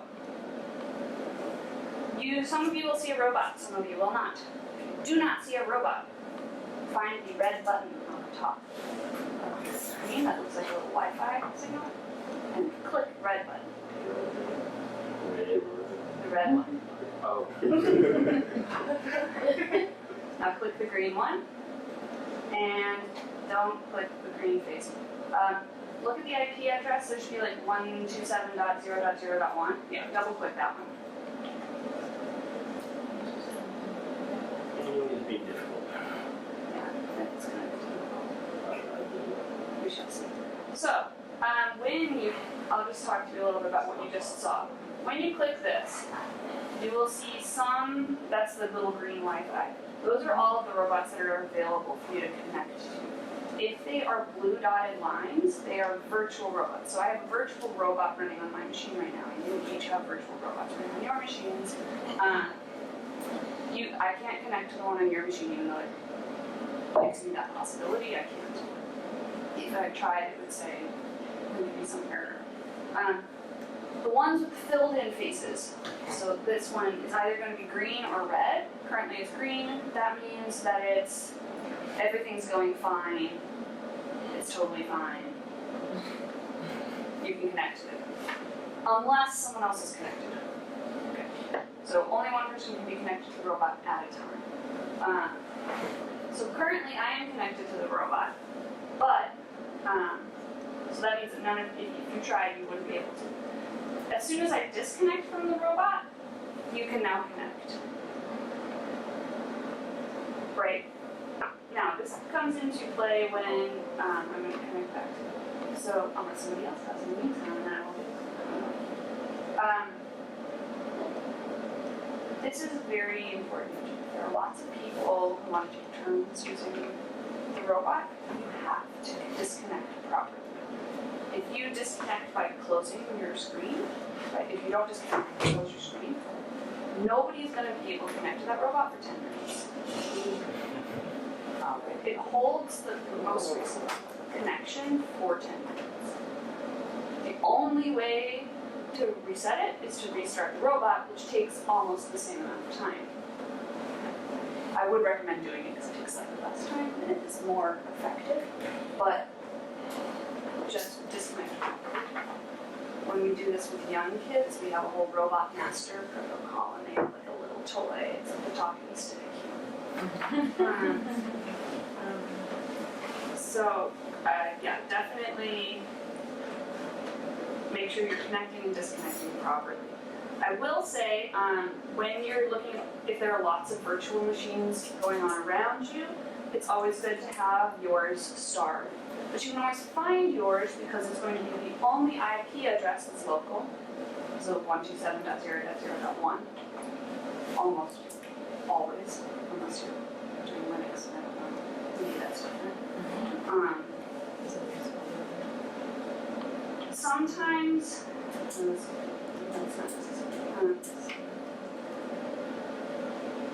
your IP address is not always 127.0.0.1. So if you're writing a program that in Python and talks to him that he needs to talk back to you, you need to give your IP address. Use some code that goes and gets your IP address rather than assuming it's going to be that. But that's complicated stuff. Okay, so panels. The robot, the box library. There are lots of box libraries you'll see. There's a standard, advanced, tablet, and then a search. Tablet does not apply to you. You will never use it because he doesn't have a tablet. The other one does. The big girl has a tablet. Pepper has a tablet. He does not have a tablet. You couldn't like connect to another tablet. What you can do is you can put a Pepper virtual robot on your machine and then you can play with the tablet. You're not going to do that. Just ignore it. In fact, you can even like remove it from box library options if you want. Most of what you're going to be using is standard. The only one from advanced that I use pretty regularly is the Say text box. Basically,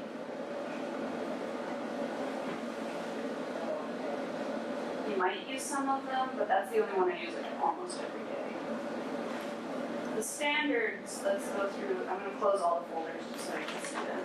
The standard boxes, there's audio, and that has to do with both what he says or like speaking and playing music. It's all the same, it's playing a sound file.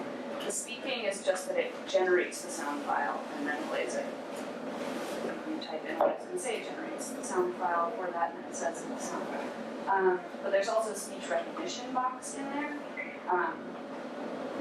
So there's sound for sound location, setting a speaker volume, recording a sound, all of that is anything to do with sound is audio, speaking or listening. Behavior, that's a silly box. So don't worry about it. Communication. So if you are communicating between robots, the IR stuff would be in here. There's also some IR stuff in advanced. Data edit. This is your most closely. These are the boxes most closely resemble setting a variable value. So variables don't work so well in this box language. So if you're doing anything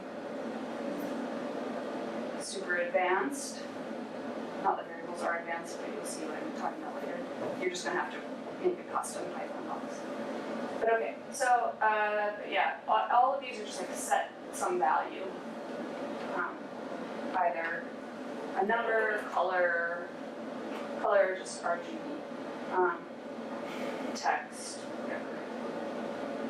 Flow control, these are gonna be your most like logic type boxes. So the only loop box that they have is this counter, but because it's a flowchart language, you can create an infinite loop just by creating a loop, like a physical loop in your program.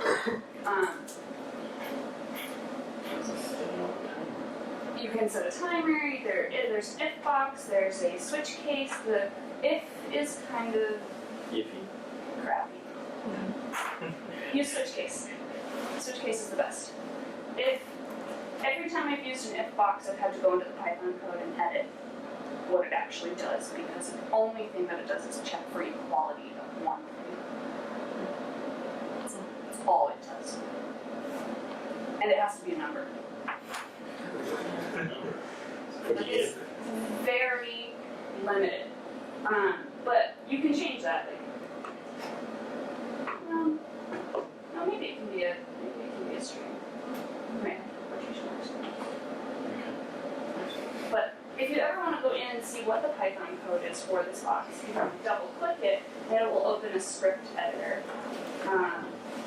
Now, for a simple if box, it looks pretty complicated, and it is, but we'll talk about that either by the end of the day today or tomorrow. But basically, switch case is the way to go. Alright, so that's flow control, LEDs. There's animation and fade. Those are weird words. Really, fade is what you're gonna, if you want to set a set of LEDs. Like I said, this does a set of LEDs, it can't refer to a specific one. So it does a whole lot, it doesn't do the top one in that. You can set a single LED, maybe you can. Oh yeah, you can, hey, look at that. I told you those eyes. Here are all of them. Okay. Set single LED has every LED that you can possibly set on a program. It's probably, I don't know. That's up to you. Okay. Math. This is surprisingly limited. It can divide and multiply. There is no addition box. So less than a calculator. But if you imagine going into the multiplication box, you can probably figure out where it's multiplying and change that to a plus sign. That's just fine. There's a random float and a random int. Those are what they sound like. Motion. There's animation and dances. What's the difference?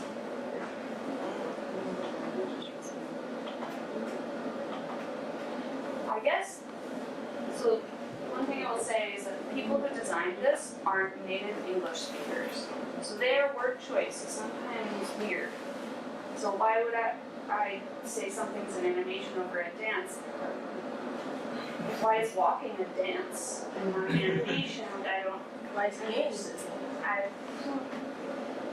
Hands, yeah. So animation, I think what they're trying to say is like animation is a fuller movement that can be done in the background of something. So like if you're trying to say hello, you're going to do like a hand wave animation, or if you're doing a fake, he does a fake breathing. Or could the animation be like motion and sound together?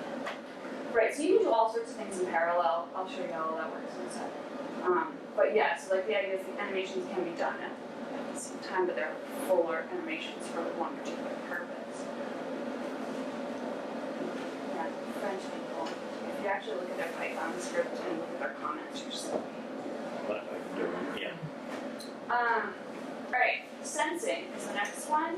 So, again, advanced has even more stuff, but there's like a significant amount in the standard box library that to deal with already. And you can see how much battery life there is. You can see if the bumpers were pressed. You can see if it's falling. if the feet are touching something, like those force sensors, So this is actually like a law set. this is a pretty, like I said, I don't use many of the advanced boxes. There's a Well, I mean, lot. I'm saying this is like an active law set of what these are. I mean, Yeah. okay. Real time, yeah. So, the ones that I use from the sensors the most,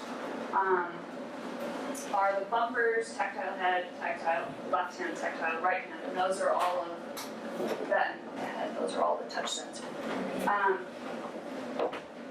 Robot posture is an interesting sensor. It takes all of the joint information and returns a word that represents the posture it's closest to, like sitting or standing.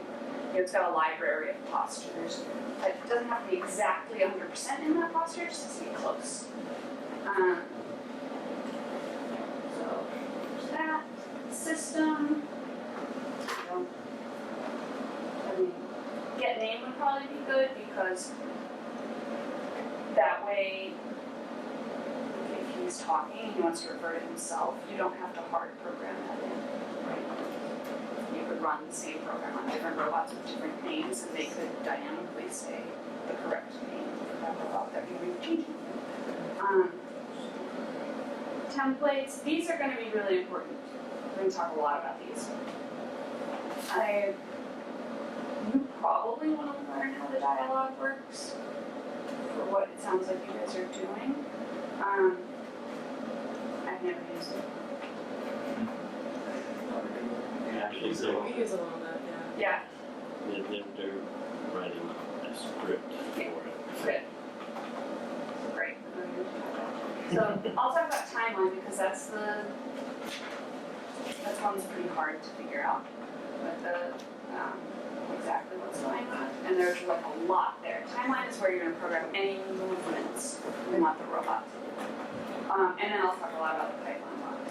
Diagram box, it's just this one's nice. I would say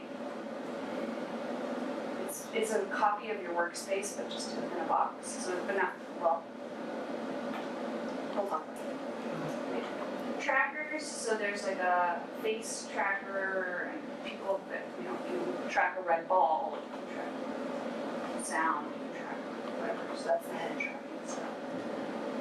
Vision, there's face detection, it can tell if it's dark, it can learn a new face, there's a now mark thing, you can learn about that. You can take a picture. Where does it save the picture? Because we were trying to play around with that and like retrieve it. And we could, where do I? That's a great question. I have never used that before. Not. Let's file name. So this is what I would say to you. It saves it locally, definitely. How do you go and retrieve it? So saving to the end of on the system or Oh, it'll because It everything. saves it to now itself, not Oh, the yeah. computer. No, not you don't save it here. Okay. Yeah, it doesn't save Save it it on to the the computer. future somewhere on there. Playing with. So you're. So you can definitely go. I mean, the way I would go and try to figure out where it is I'd SSH and like search through. They have a couple hidden folders in SSH. You have to know what you're looking for to open the directory because, like, if you list, it doesn't show up. So you have to do not folders. But let's see. There's probably an advanced box that gets the track. So I would also look at. No, there's not. That's interesting. That was something. That was a project I was thinking of doing also. But now the selfie now. What? Oh yeah. Hey, what about that? That works. Where's it taken? It should be in the memory and advanced. Oh, advanced memory. Yeah, I can't do that. What is that? Retrieve application. I don't think so. So like, so how do we get, like, how do we know what's in the robot right now? That's the hardest one.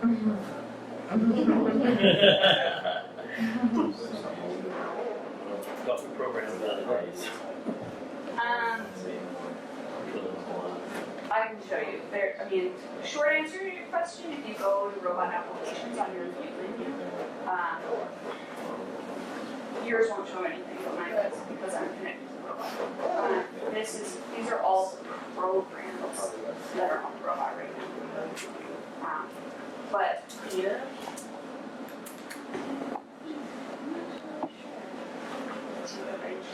I Google it. But let me talk to you about all the things I do know, because right now it sounds like I don't know a lot. So you've done some playing with it, so you can make it say stuff, you can make it, right? You can say stuff? Yeah. Great. So we can skip that. You understand the whole like flip chart situation.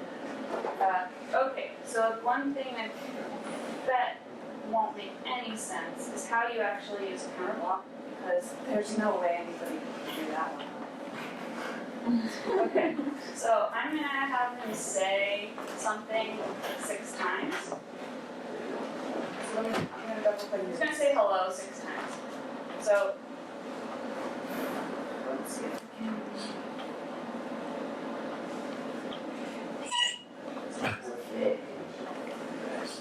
Alright, so this is a really intuitive way of connecting up that counter block. So your input port's on the left and your output port's on the right. It makes sense that a counter should output a number, and that's coded with yellow. So there are 4 types of string lines that you can connect blocks with. There's black, yellow, blue, and gray. Black is a bang type, which means just it goes, like it starts something. Yellow is a number, it's an integer. That's any sort of number, it's a float or an integer. Blue is text, and gray is dynamic, meaning that it can be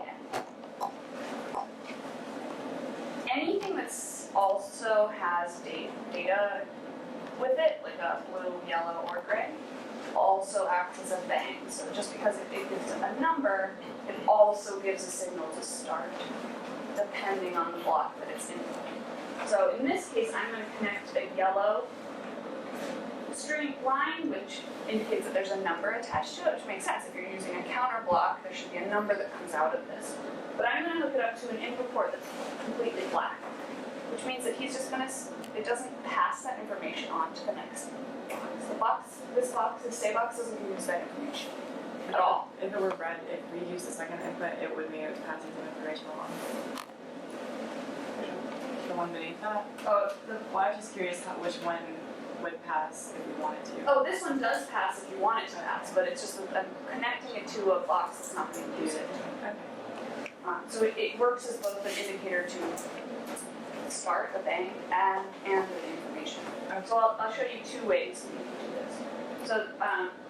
So like you want a loop, it just starts it, it puts out a number, this is the code that I want to loop. So then afterwards,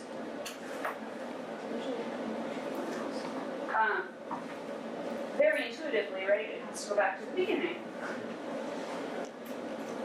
And then when it's finished, it goes out of the bottom output. So basically, the way the counter block, the way the ports work is that the top input port sets the initial value and does the increase.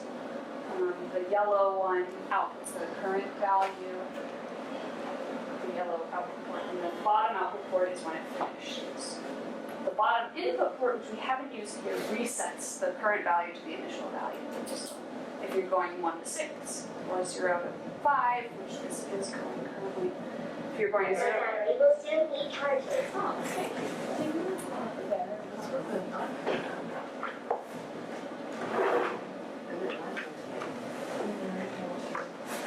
Alright, so if I run this on him, you should say hello 6 times. Hello. hello, hello, hello, hello, hello. So also you can, if you notice, the numbers pop up on the output doorway every time you run it. That helps you debug anything that's going on. Additionally, if you ran this on your computers, your virtual robot would have a text bubble above its head that does the same thing. So if you're testing code, like you can always test it on your virtual robot first before you push it onto the real guy. Alright, so I said I'd show you how to use this. So it does pass information, and for that I'm going to go to advanced audio, and I'm going to this say text box. And if you notice this say text box, it looks the same as the say, except that the input port is blue. And that it means that all this box does is it says the text that you pass into it. Thankfully, they did something right, and you can pass numbers straight. It automatically turns whatever you input into a string. So this should count 0, 1, 2, 3, 4, 5. So then you might want to say, well, I don't want it to go from 0 to 5. How do I change that? And that's what the wrench on the bottom is for. So sometimes you can double click into boxes, and sometimes you have to go into the wrench. And that just depends on the box. Like you have to use one of the boxes really well. Like you can double click and see, oh, can I double click into a counter? No, it automatically opens the script editor. And I don't feel like reading that right now. So if you do click the wrench though, there's a place to set the initial value, the final value, and the step value, so you can change the number of times that it runs.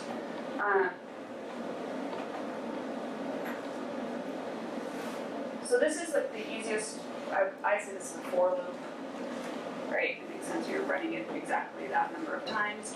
And say, like maybe I actually want to dynamically change how many times I run it. You can do that as well. So I'm just going to show that with a data edit. Let me take a number edit box out.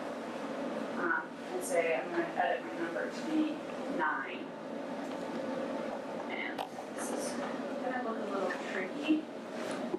But basically if I drag this number edit port into the wrench,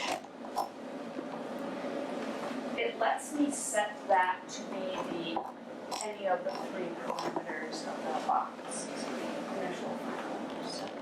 So I'm going to change it to the final value. That's okay. If I run it right now, it won't work. And that's because even the data edit boxes need to be indicated. They need to be like pushed. Meaning that I need to tell it to send that information to the next box. Even this might not work. Let's find out. Let's actually look down here. 0, Alright, so it didn't work. It did exactly what I thought it might do. What you'll find happens a lot is that when you do this kind of parallel thing, this doesn't wait for this to finish. It's not smart. So you need to tell it to wait, and then you get into crazy things. But so you could put a wait, like a wait 0.1 seconds, and it would work just fine. And that's the flow control, any sort of time delay.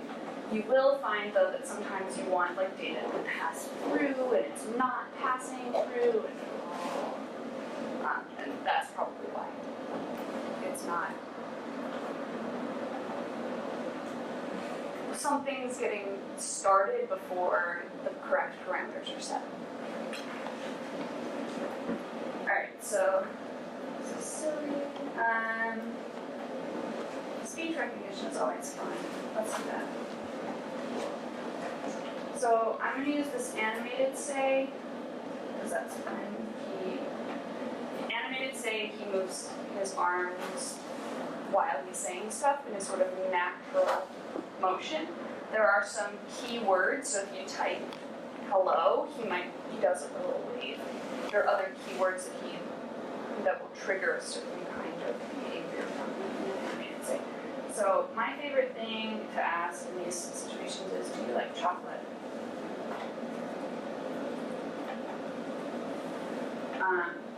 So he's gonna say, do you like chocolate? And like I said before, he's not gonna move at all unless I tell him to wake up his motors. So before I even do this animated say, I have to tell him to wake up. So he's gonna do a wake up, and then an animated say, he's gonna say, do you like chocolate? Wake up. I'm gonna show you guys what this is. So I'm gonna wake up, animated say, and if you double click into the animated say, it says, do you like chocolate? Great, I typed that question.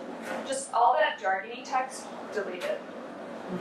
Just delete it all, and then type what you want it to. So now that you're inside this animated say, you'll notice that there is the same say text box. It's there, it's a similar one, only this time it also says that it has just animation. To get back to your main workspace, you press the root button on the top.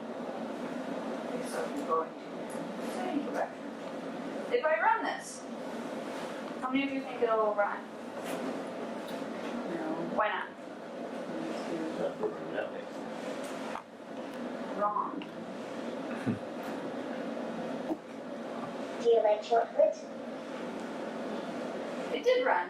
However, it didn't stop. It didn't stop running. There's no terminal on it. Right. It'll go, it gets caught, and it just keeps going. And a lot of times you might not even realize that this has happened. Like it got caught somewhere and it's still running.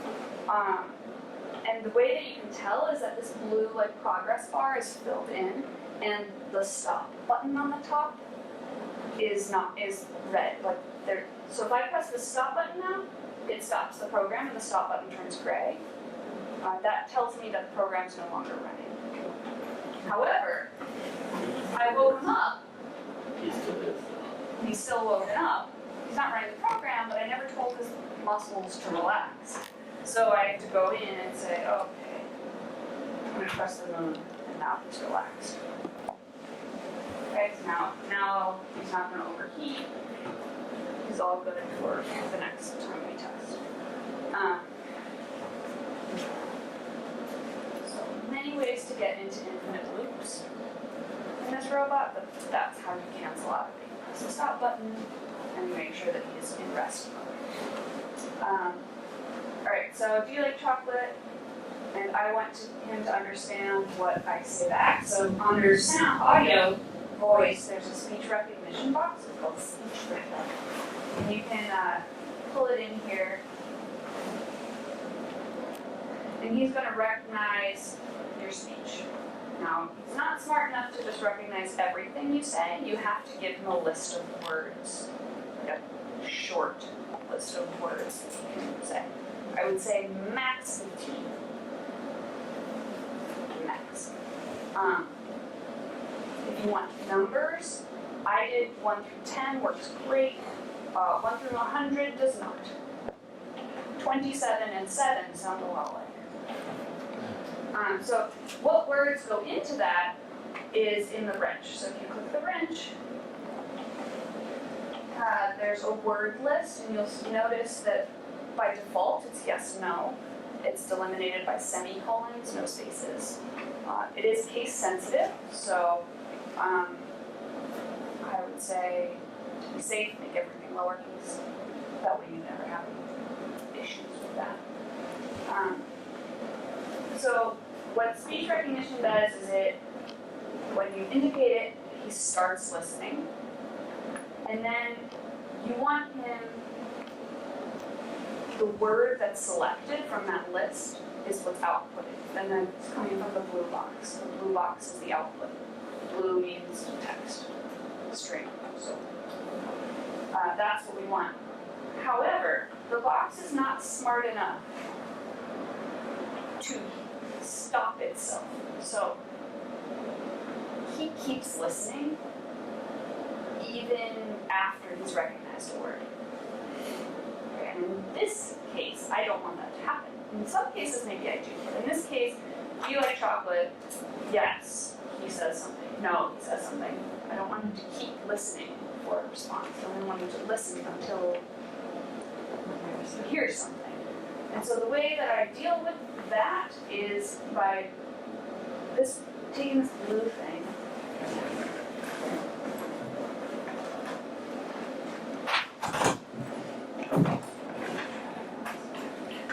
Okay, taking this blue guy. That's the word, right, that he's gonna recognize. So that if this output gets triggered, I know he's recognized a word, right? And I'm gonna pull it back and put it into the X at input port. And what that does is the X input ports are kill switches. You activate them, whatever action is taking place inside that box gets killed immediately. So this is why if you're doing any sort of larger program in this setting, you should always put it in a diagram box so that you can use that X input port as a kill switch. So if you're doing an action and he starts going crazy, and you want to program in a mechanism where you touch a certain sensor and he stops immediately, right? Like that's a good thing to happen. Before he walks off the end of the table, before he pinches your finger into oblivion, right? Good things to do in your program. All right. Also, I'm going to show you how to use switch case. So pull out a switch case. You'll notice that all of the switch cases are gray, which is the dynamic type. And you're going to also, with these ports, you can take as many strings from a port or put as many strings in a port as you want. So I'm going to also take the blue guy and hook him up to the switch case. So now what happens is the word I selected from my list triggers the listening to stop, and that word gets passed to my switch case. Because the word, it has to be in quotation marks. So switch case, you're going to put the same possibility. So in my case, I'm going to also do yes, no. This is where the case sensitiveness comes into play. If I put a capital N no in here, he will not recognize that as the same word. It's just Python C, I mean,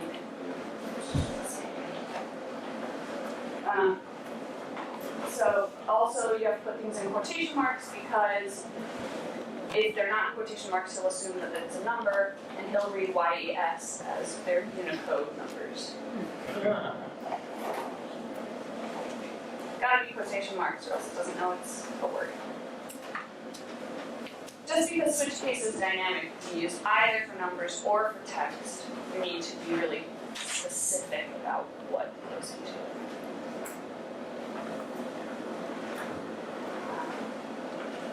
All right. And then I think like input for switch case makes sense. The 3 output ports. Okay. One of them is black and 2 of them are gray. You're probably, so the gray ones clearly pass information, right? What do they pass? Well, they pass a word. So the top one, the very top one, the black one, that only gets triggered if if the input didn't equal any of the possibilities. Right, so if I put maybe in my word list and I chose maybe and maybe wasn't an option in my switch case, the top one would get triggered. What are you talking about? This wasn't in my list. What am I going to do? A lot of times then I make it say like, I'm sorry, I didn't understand that. And then go back and would you say it again? And then like pull it back to the listening. So you can, here's a loop that doesn't use a counter. You can take that I didn't recognize anything and put it right back into your speech box and he'll start to listen again until he recognizes something. Right? So that we can actually test that out, put maybe in there. So switch case yes and no. The next one gets triggered if yes was selected. It also sends that word, so if you wanted to incorporate that in the text that you were going to say, like you said yes, right? Like, and you wanted that to be a dynamic thing that you could change. then that's how you do. Although I have to say that that's probably, for those of you who know Python or anything, you're gonna have to write your own dot format box because it doesn't make sense. But, okay, so let's see, I'm gonna say, do you like chocolate? If I say yes, it's gonna say me too.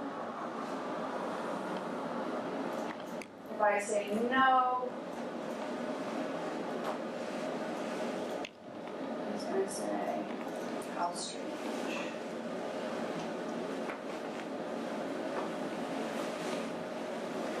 And then we want the program to stop, right? So we would theoretically connect these to the end and be over, except that we woke them up at the beginning. So it's better put them to rest at the end.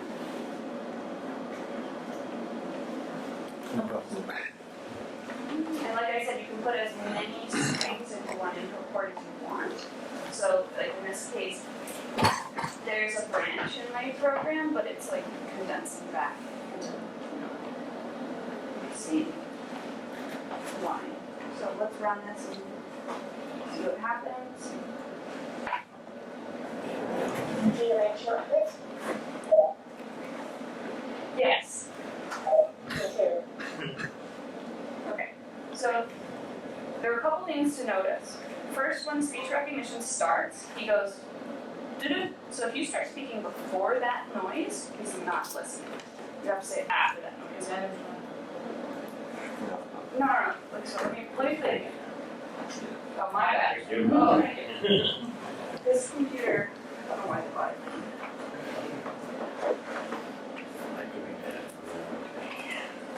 Oh.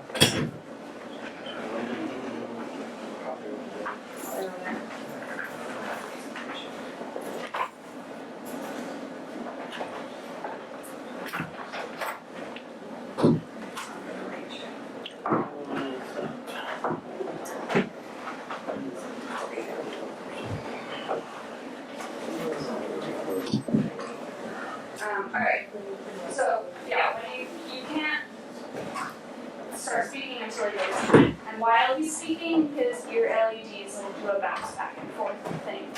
So if I delete this this blue string that went to the X, let me show you what happens. Like that we said we needed. Do you like chocolate? Yes. Me too. How strange. How strange. How strange. So he keeps listening, and for some reason he keeps hearing no. I don't know why, but that happens. So that's, you see that was actually a very necessary connection that we made. And that's actually true of all sensing blocks. So tactile sensors and the head, hands, feet, all of them need to be stopped if you want that listening period to. So like, say I have, don't want the program to start until I touch the head sensor. Okay, and then I touch the head sensor, the program starts. I touch the head sensor again, the program restarts. Like, I don't want that to happen. So I need to say, if I only want it to happen one time, I need to kill the sensing. Now, in some situations, you might want him to say, like, I could put something on his left hand that says, even from the beginning, every time I touch his left hand, he says, don't touch me, right? Like, and that could be running the entire time that the rest of the program is running. You could just say, don't touch me every single time I touch his left hand. And maybe that's something you want. I don't know. Right? But that's the default. That makes sense. Alright. You guys good with that? Do you want to make your own question answer programs and run them on the robot? Yeah. Okay, that sounds good. So you don't have to do, it doesn't have to be yes, no. It can be any question you want. It can be any number of responses. Yeah.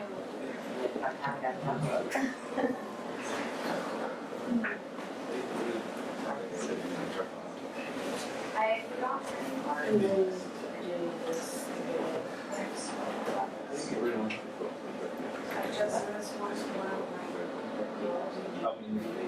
Like the stuff is everything. Yeah. Usually just driving, cooking, driving, delete. So like I'll the be down dino to people do like it. like a box. So they'll just Oh, delete yeah, it. that's But But the, I, it was the supposed to annoying delete is that I got the whole thing deleted, I got the reset, So, like, and I was able to run out, and I was good. Look at it. Now I wanna call you and be like,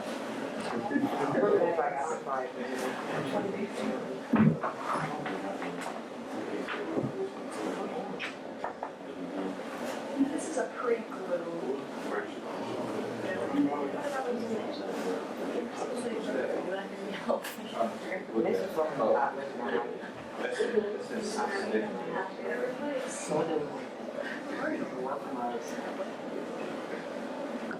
Something happened. Anybody else's like virtual robot affecting us? what you mean? No, mine's still there.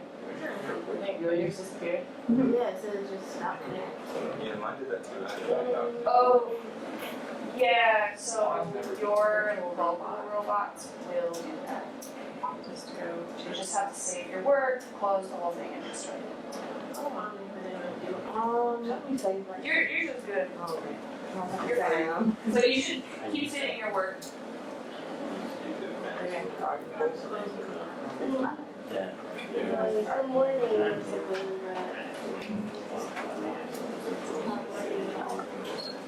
Oh, Wait, does this have to be, you want to? or does it not? Oh, that one is not, I think I'm sure there's some.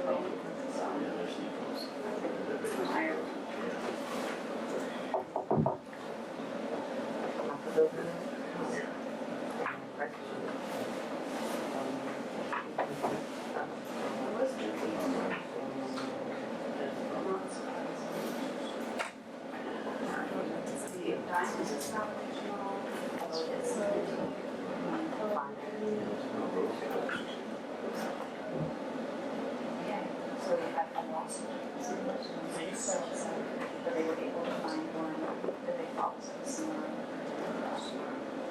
Conceptually. The other one was really asymmetrical. It was actually, I think, too small.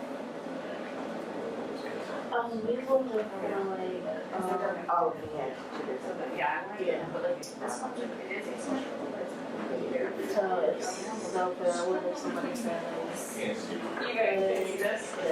Are you're wired, you should still be able to read it. Oh, I think he means. Oh, Yeah, I'm not even gonna visit. Oh, We just talking about this, right? Yeah, that's.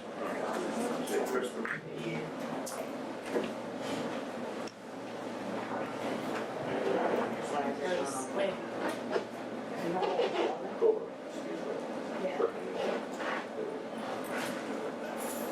I think she had to put in the. Jason says, Say it starts speaking. You don't want that set speech and other stuff. Okay, so what is Then I have to say, I'm like, oh, the rest of it. Yeah, you need.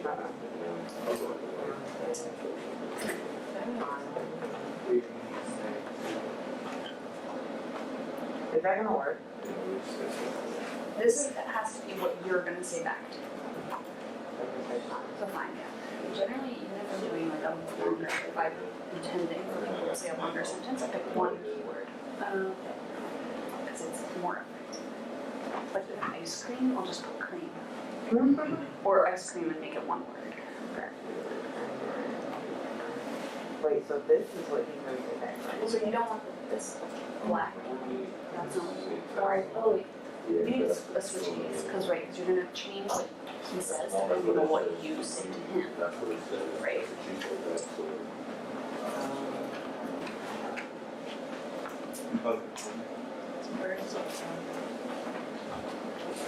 Is there a bathroom near-ish to here?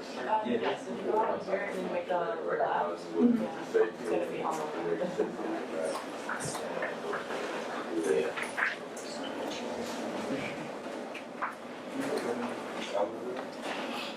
So I'm gonna put, can you get, the one in the middle? Fine, and then type.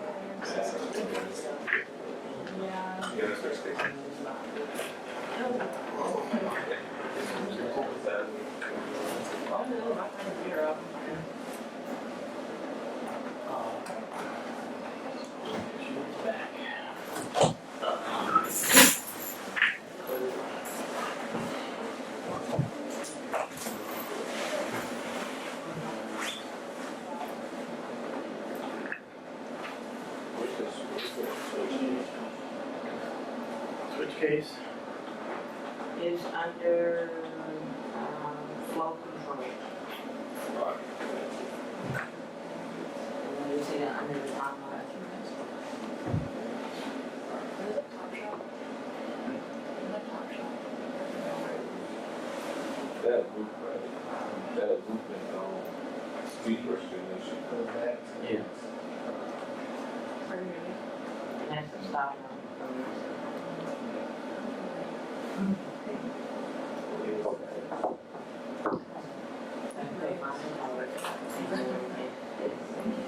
I think you should say, good and bad. And then, I'm not sure, was it really, was it, if it fluctuates, that's what I'm saying, not this one, I mean, I heard this one, like, graduation. So when I had before, I had since, like, 10th grade. Yeah, I had to do it on I don't know anything about that. And I've actually relatively been more so in school, which I'm actually over.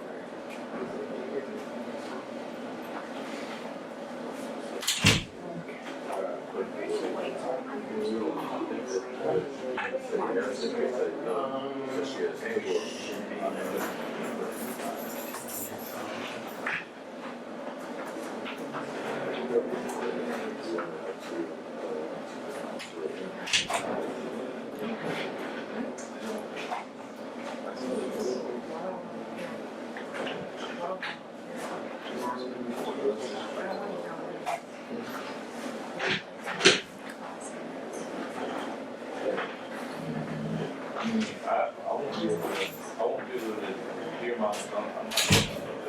I was just informed, box lunches will be brought in around 11:30, so. You have a big break at that point. I don't have to. Okay, so they say good.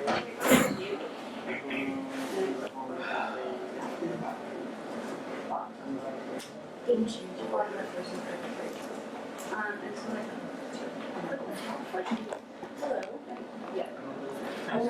This is your microphone, wasn't it, would that not use your mic? Why was that question not being right? Would it not use your microphone? That would be really cool if it did. Yes. Huh, would that not be cool? If it used your microphone? in Your laptop? No, we don't. And it would help to come forward.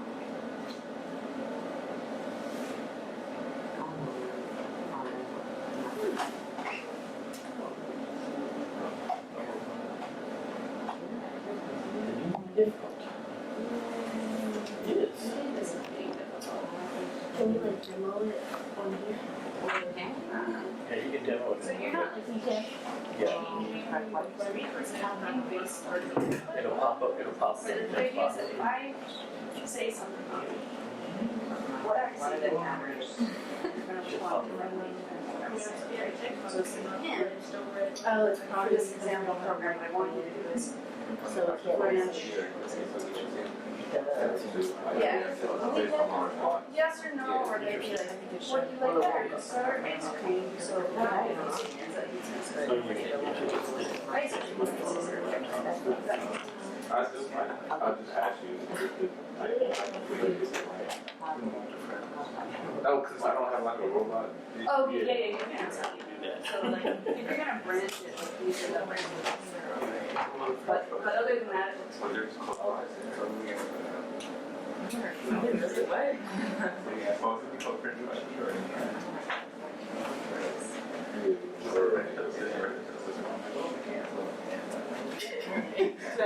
Alright, cool. Looks good.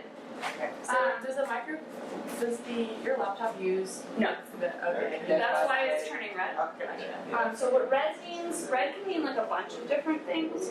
If it's one of their preset boxes, it means that that action is not doable on your virtual robot. Only be done on a real robot. If it's red on a block that you've written yourself, it probably means there's a compiler error. interpreter error, whatever. There's a problem in your code. So diagnosing errors, I guess it wouldn't have like It has a log viewer, okay. so yes. If you're gonna like creating your own custom Python boxes, you're gonna want that, and you can print the console. Okay, cool. Switch cases are responsive. The switch cases are the responses, yes. They have to match, well, they don't have to, but ideally the word list that's in your speech recognition box should match exactly the switch case. It doesn't have to, but in this case it should. Anytime you tell it to calm down, I know you got a red box. Oh, it doesn't come down, I should have run it again. But let me disconnect. If you have some, I've disconnected from the robot, so if you, is anybody ready to run theirs? I'm ready. Yeah, we're ready. Okay, you wanna go first? So you can go ahead and connect, it should be like totally open.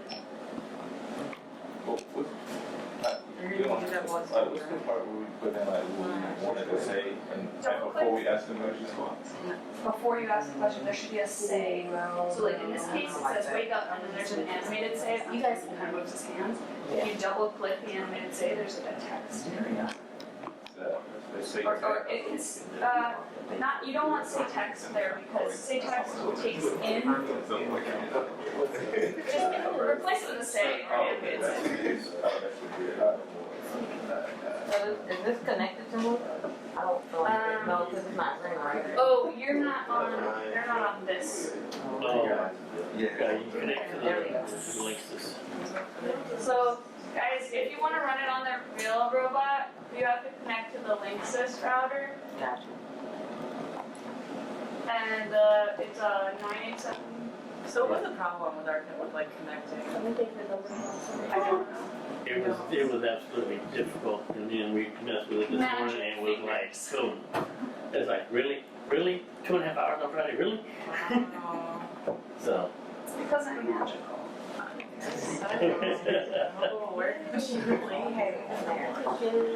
There you go. Double click it. You just blink it. There you go. Oh my God. And now you press the green play button, Together. and someone's gonna have to go talk.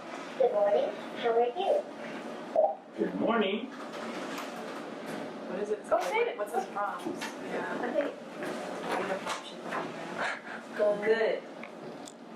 Say it really loud and close to his face. Wow. I'm glad to hear that. Oh, no. Smell. Is that it? Is that it? Yeah. Nice. So, you're gonna have to disconnect so that somebody else can connect.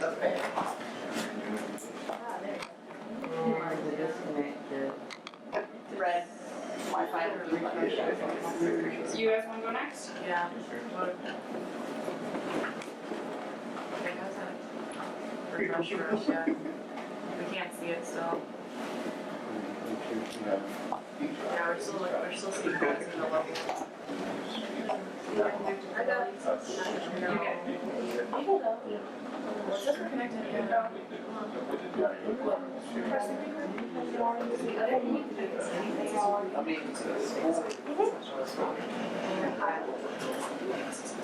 Only got 2 cases. Okay. here.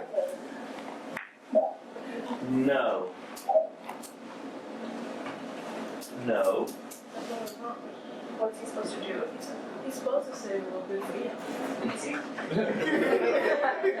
No.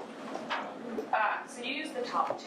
You need to use the bottom two. The top one only gets pushed if Okay. nothing is selected. Okay. In the most,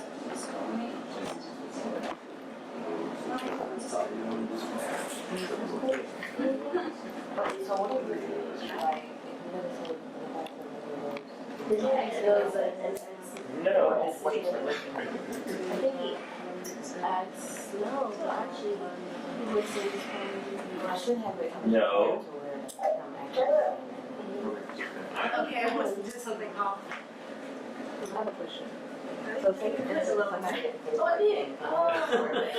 Well, it worked. Yeah. So it's good, right into the. and then move it Alright, back, I'll- and then put another Well, one. I can just No, you don't need to do another I'll one, just you do can it. like, if you delete that one, then you like connect it to here. We'll just go back through this until it's Oh, I like that one. I like that. Yeah, that's generally. Cause then it like. Yeah, cause I thought he was gonna say it again. That.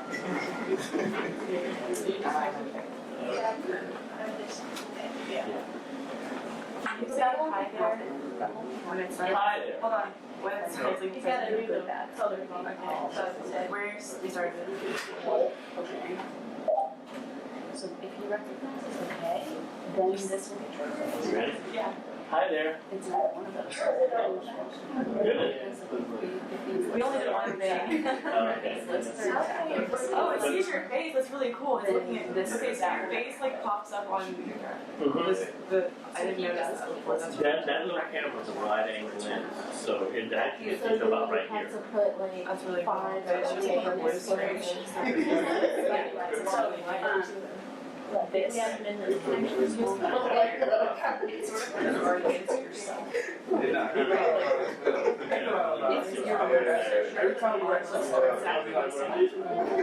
like a debugging thing, like if you're sure the word list turns in, it's not, you're never gonna do it. But when you put that there just means that It's you like need this to type right now. Yeah. like, and if that gets triggered, you're like, oh, hi, She'll what flip what the did I camera use? to discern. Got it.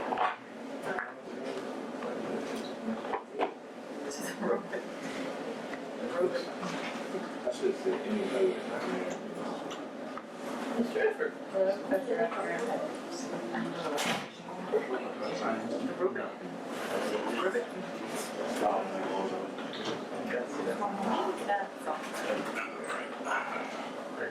So I think what we do is we should all make Hey, hello. Ellen, this is, Edmund Smith, nice to meet you. Ellen, so nice to meet you.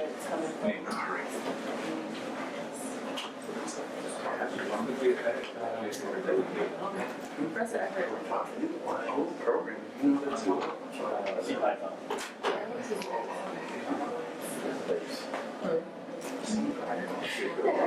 C and Python. You can do C, Python, you can do Python, C, or Java, but Python's the best. Send app requests.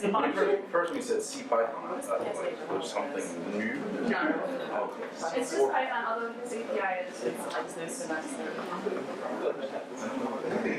I mean, a lot of them actually proprietary. But worse, it's any API gets taken. Worse, the Twitter API is just. And this one. Excellent. But all about code here, that is certain. So The processor is a little stronger. Did you say that was on? right, so Yeah, right now, there is like a We could just craft it, you just. whole programming language on, Alright. but it's built on top of Python. If you go into any of the boxes. The next one, Yeah. So, the green. Doesn't that actually just in the board, like that little box and stuff? Should be one I ninety two, only one have it in sixty-eight, class. 105. Yeah, you can use. Are you gonna like Yeah, that? type that. I was kind of like, I was kind of studying. That's very much like That day. the NXTG, the language No, used yes, for I can go see. Lego Mindstorm kids. very similar to that, although I think that Honestly, honestly, I had like a break when I was like 8 a.m. Wednesday and like 1:30. One night, sort of. In a roundabout fashion. yes. Oh, riverbed. So, when I took, I mean, if you need, desperately need, I'd say after 12. but, just these guys. Yeah, I have like a window, I have a window after our design class. So right at. Tomorrow's gonna be, tomorrow's gonna be. So, I was thinking that's a big, That's fine for that, and I'll be able to answer today it. can't happen, today can't happen. No, today can't. I mean, yeah, she works and then, I mean, I'm free, but she's not free. And then Tuesday, she, Oh. still have to work. That's great. So in our career, Yeah, you start on the job. And it just, they just start. Yeah, you are so right. We can just put it on there. It's not required, but it's heavily. Not requiring it. But they're not working for you? Yeah, that's why. I mean, if you know, There's like no. Oh, really? That's unfortunate. Especially since it's basically C++ without a brand.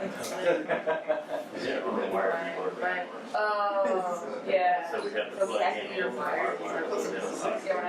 Yeah. Okay, so back to our. Sorry, Where is that? If we had a wireless card, it would be different, but we don't.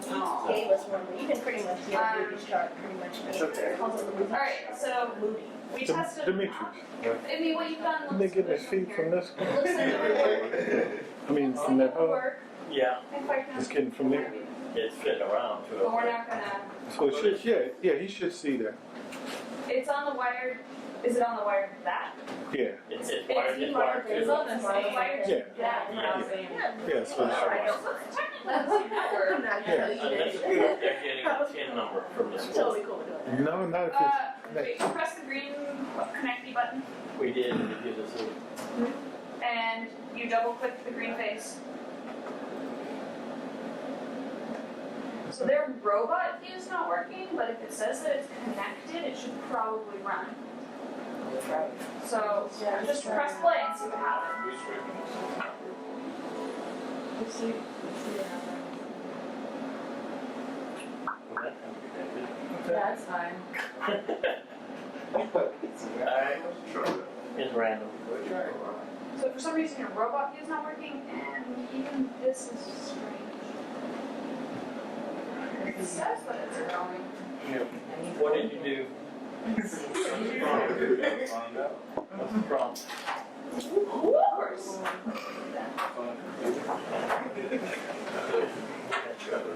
Oh, they had nothing over there. That's all. That's all. Very good. Alright. Oh, no. Hello? What did you want to do? What did you try to program it to do? Here. What? So did you put that? What? You don't want him to say you What have to put engineering major are what you? we're soliciting for, you put that Can in you there? repeat that? Yeah, so if you go back to where you have to. I mean, you should at least do a greeting first before you, yeah. Yeah, you need to say something first, and see, it's still looking for yes and no, so you need to put this over in there, Oh, so if you know what it's looking for. He was programming. Yeah. Well, So, that'll do it if you want something like industrial or, and Alright.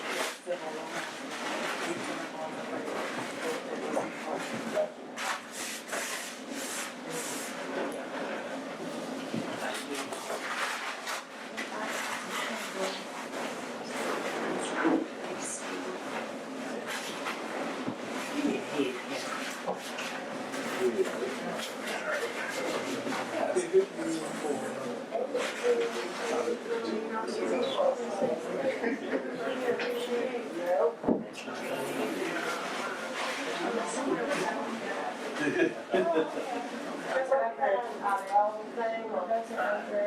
I didn't put my name on there if she's ordering lunch. Yeah. So 1, 2, 3, 4. So the number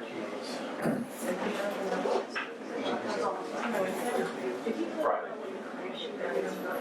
Professor Brown's coming Wednesday. you wanna try So it? you brought, you did. Yeah, go ahead. They didn't show us. Would you like to study? Just press save, you're gonna have to save it now. Can we study abroad? This question, do you want to study what school was? That's what I'm asking you. Cause, okay, That's that's it. it. This is not giving you satisfaction. No? Alright. Well, here's the final, so you put it in the say, right? Yeah, 30 Did minutes. you have, what does it say? Make sure the volume's all the way up too, because we might not be hearing it.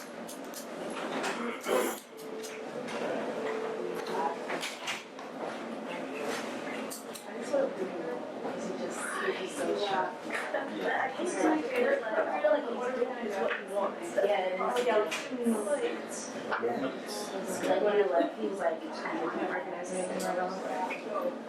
We fixed the one where I wasn't listening to her. We were talking about why it's not just they knew how to do that. Hello. So it doesn't make sense. Well, it hurt me, it flashed. It doesn't load at all. I don't even see it. I don't even see it with the Yeah, so there, I don't know what's up with the robot view on this, that's like. No, of course not. But it seems to say it's connected, it's just like my normal, actually, let's So talk. I use the Fix ID. It's so I put ID in there, so it might not actually like. Be connected. What does it say on the very top, the semi-translucent bar? Does it say connected to now.local? It's not that one local. Yeah. But That's Then it sure should be me, right? connected. Yeah. It just might not be a very fast connection, which might mean that it's not actually sending all the information. Right. Because the way that this works is that it bundles, it exports your code that you've written, it bundles it into like a compressed zipped package. It sends all that information over to him, he unzips the package and runs it, so it's actually like running locally on his head, rather than like running on your computer and sending it. Which, by the way, are the two main ways you can use it. Do we give it a wake command? Is it a wake command? Oh yeah, on the top, press the stop button. On the top right, there's like a wake up and a rest. Can you press the rest button? The move. It's connected and it's receiving commands. Press the sun. You're definitely connected. So, Issue with the code. Okay. or it's an issue with like sending a larger file. Yeah. Here you go. You're connecting to the X. The X means stop. You have to connect with light.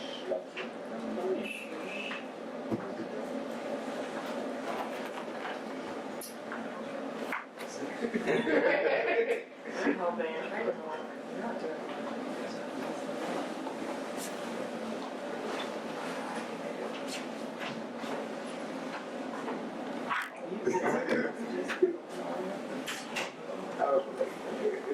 Which engineering major are you?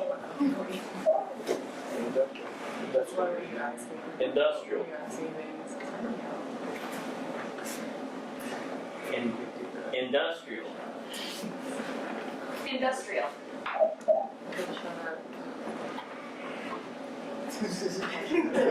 Alright, you guys have got some problems. Yep. You shook his head, yes.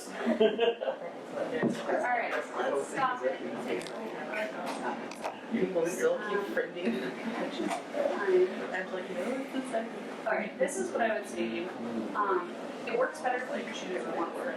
So since they all have engineering in it, right, just do industrial civil, don't do the full term. That's why. So like if you do ice cream, just do cream, you know, or make it one word, ice cream space. Like industrial civil, yeah. And then here, you just do industrial civil. And it's even better if you do like, make sure that it's case sensitive, so that everything is lowercase. It's still there. You know, that makes sense. I mean, let's say just all things. But that's what I done.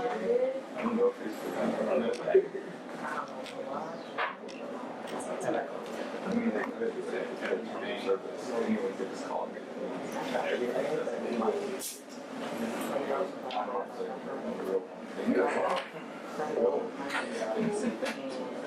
Who do you go to? Do you go to AJ? Do you go to Radio Guy? How is that? Yeah, this is called, so, and I always put it on Sunday, come back Sunday, Monday. Never change She the calls it the good news, and, open up my midnight. I just, they're lying. Some of the protocols. You can't change Only it. person people like identify with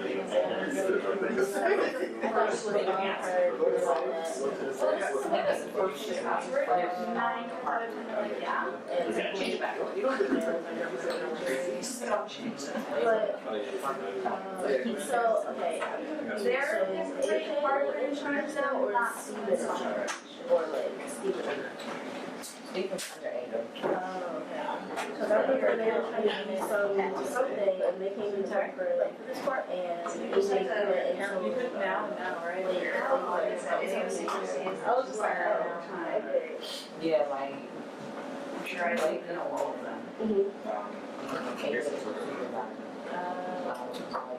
Thanks. phone. I gotta get Finally.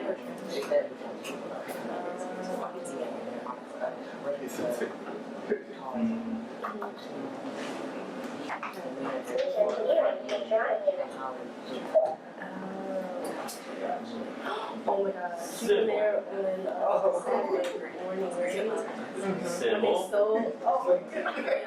I was at the break. Did they get the Christmas? Nice, it worked. Cause I was outside, I was trying to get a card for Lee, and she had that hair. Right. I walked out and she know her life. Oh, yeah. I just saw the whole thing. I was You can take a picture of that. That might be a good thing to do. You also notice that like every time you use a REST block, it automatically closes its hands as much as possible. So that it makes the package easier. Never throw the box out. Never. So, what, You can cut this out, but don't ever throw the box or package. what if we create like the large? Does the license key have a certain number of machines that can be installed on? It's a site license, so I don't think Oh, yeah, I'm about to, what if we wanted to create like a large shot? But that's what we'll probably, Then you probably want to use the dialog box. right.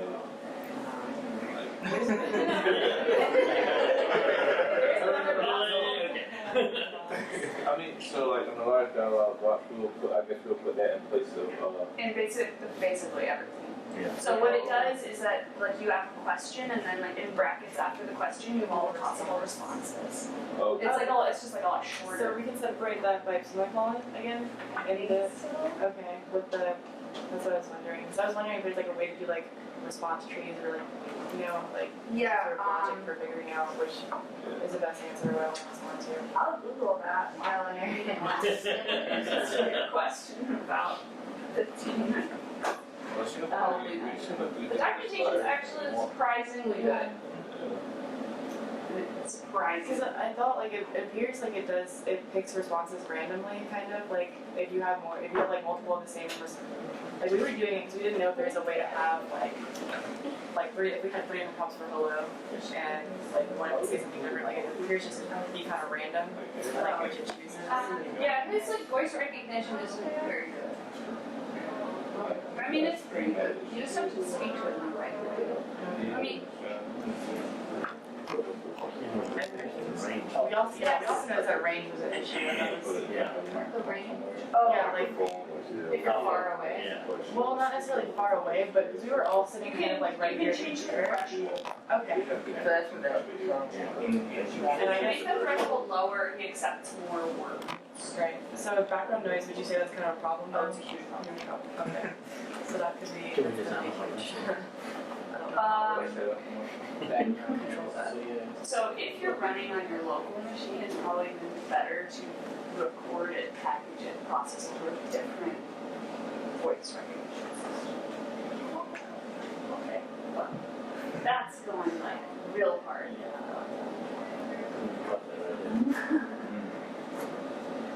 So would that be your recommendation though? Because I mean, when the way we're going to be using this, there's probably likely going to be it's going to be a kind of a crowded area. It's gonna be in a lobby. Lots of traffic, yeah. So That's the sort of times.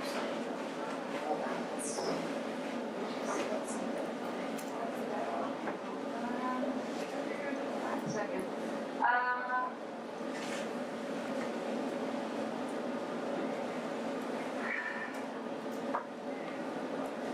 So long as you don't have a ton of options for each question, it should be fine. It should be fine. I mean, if it's gonna be in a lobby and it's crowded and loud, the people who are gonna be interacting with it are gonna be close to it. And I think like if you're close enough to it, he doesn't have much of a problem. And additionally, like the first few times, you start realizing that you have to speak very loudly and in space. But you can mess around with the threshold and see if that changes effect. Okay, so There is supposedly like an online voice recognition if it's connected to the internet. It should be able to do this, but I haven't. Or that's what we would put up. Okay. He should be fine. He should be fine because we're marketing the same, and it works in a lot. So Gotcha, okay. No, that's right, then with the rest of it, yeah. Marty. Okay. Okay, good. Oh, what you're doing.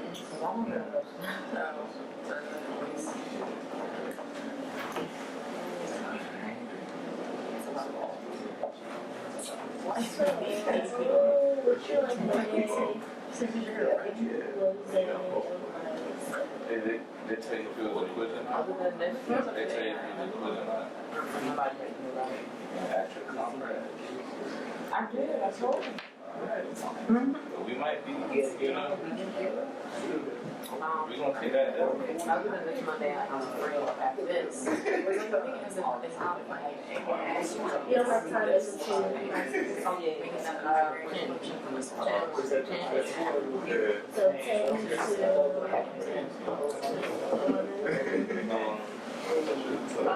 yeah, this is the page of the documentation you want.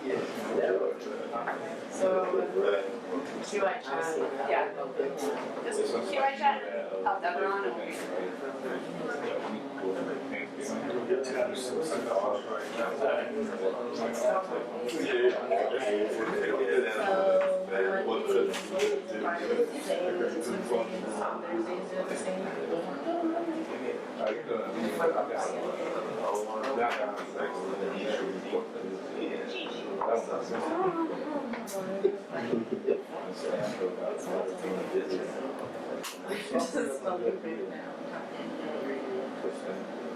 We're gonna do automatic.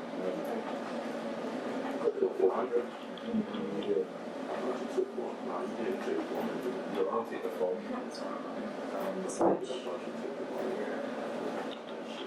Like nine things. I didn't take that. This is a good page. Say where the last time I don't do this right now. connect or unconnect? I think that's, it says in the rest of me. Not for the rest. Oh, the rest. Alright. Excuse me, just like, Okay. You want me to talk on that? it's mostly to the. You can go wake up and talk on that. No, I'm just gonna go wake up, tap my door. Green Tai Chi? What? This thing's a taekwondo too? No, just catching. Okay. No, it's eliminated by spaces. If you want larger sentences, you have to just group them in quotation marks. Doesn't the book type? Like you would in a Google search. In other words, these are really type structure.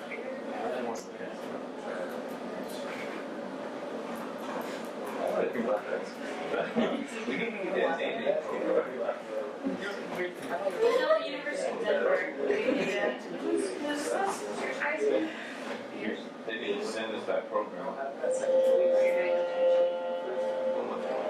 This is when it fell over and grabbed his finger. It was really scary. I don't know why it fell over. It actually fall over. Let me watch it. It hasn't, we did it again and it didn't fall over the second time, but it Or the third. was there. I don't know why. Could have been loaded for just not. They've been using it for a while. It made a little bit of power jumps and that's just normal.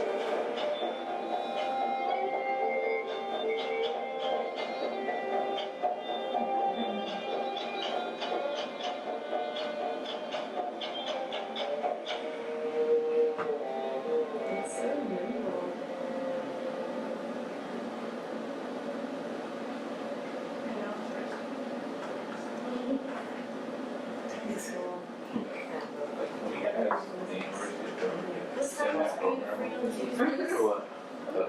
Go ahead. You can, Find the YouTube video, message the user, yeah. That's Mondays, PM the user, or Tuesdays, that's the YouTube guy. Tuesdays and Thursdays, We need that program thing. and then Monday, Wednesdays, and Fridays. Monday, Wednesday, Friday, I'm free from 8 to 12.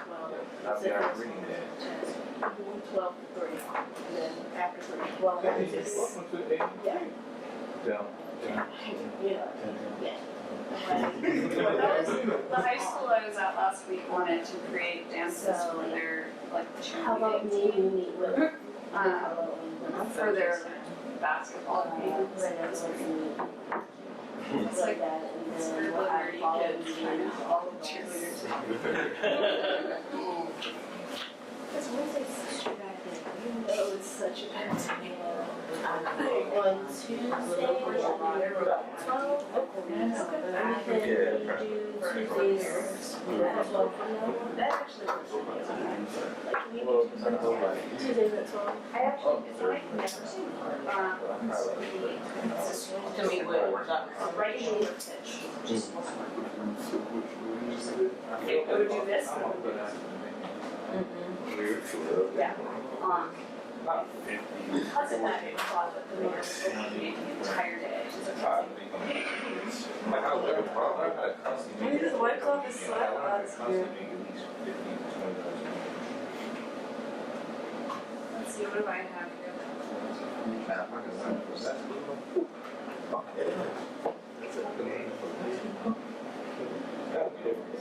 I'm gonna get you So,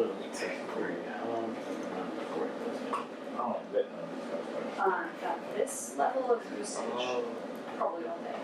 But if you're running like a straight program where you're moving or standing full time, and moving on full time,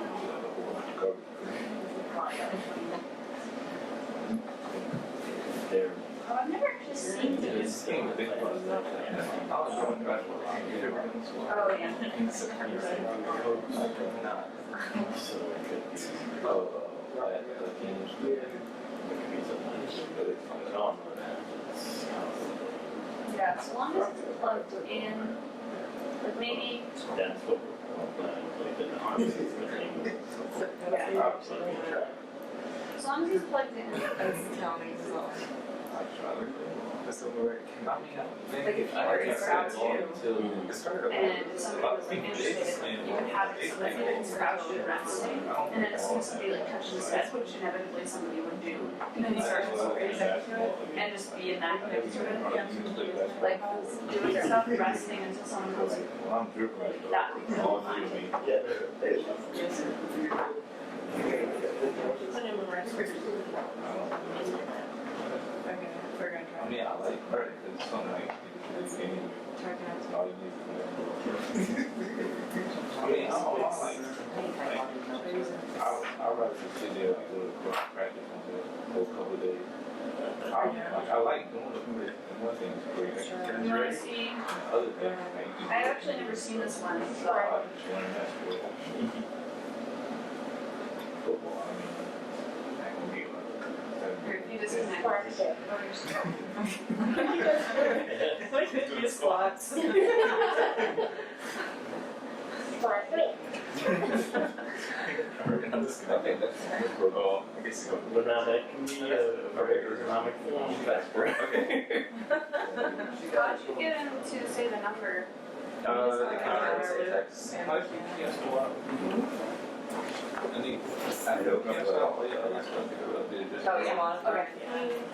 Oh, you, So that's what I'm saying is hard That's- to like have just a piece inside embedded text to be dynamic is difficult. So what I ended up doing was creating my own dot format box that has like 3 inputs because like at most you're going to dot format 3 things, right? And then that's and it weighted, and so it has like 3 inputs and then a bang. So basically I can say like go when this thing is indicated, but make sure that everything else gets sent, like all the information gets sent. That's like, at least within Choreograph's structure, I found the best way to modify text. Oh, here, so I'm gonna try this. Are you disconnected? Yeah. Okay. Like, no, it's just a. This one's called Star Wars Story. Oh, you just. Or see It says somebody's registered. Try it again, yeah.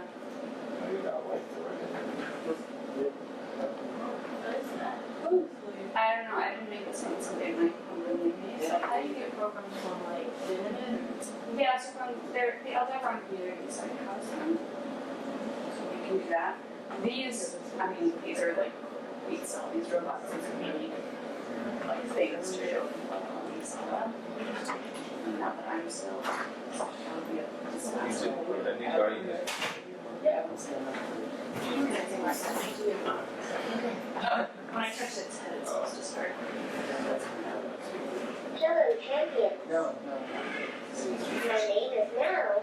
I am the new team member. You can call me Champ. Me and 10 of my brothers are teaching children reading and writing, logic, computer science concepts, and critical thinking skills across the country at Champions programs. I am very excited to be here. This is what we're one of our When I was actual told programs. that I'm going to meet Fourth. distinguished champions, I immediately Googled champions, and I found this.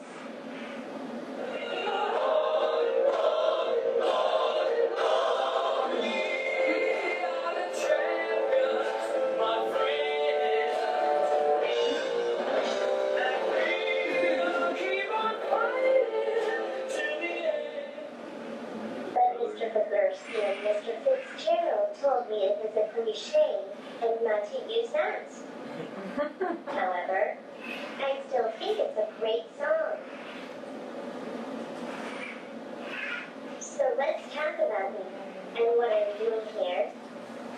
The first module in the curriculum is about storytelling. Let me load a program one of my students created. I am sure you will love it. A long time ago, in a galaxy far, far away.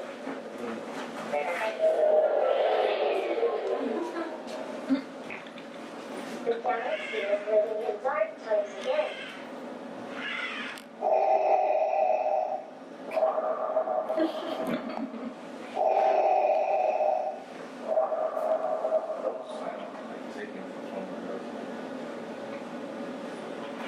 The dark forces are back, but a knight is coming to save the galaxy.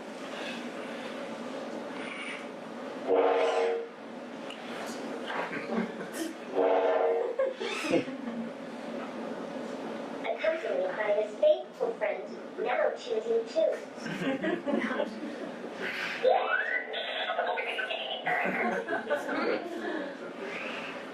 They fought the enemy with bravery. Oh my. Oh gosh. Finally, the enemy was defeated. And peace settled again.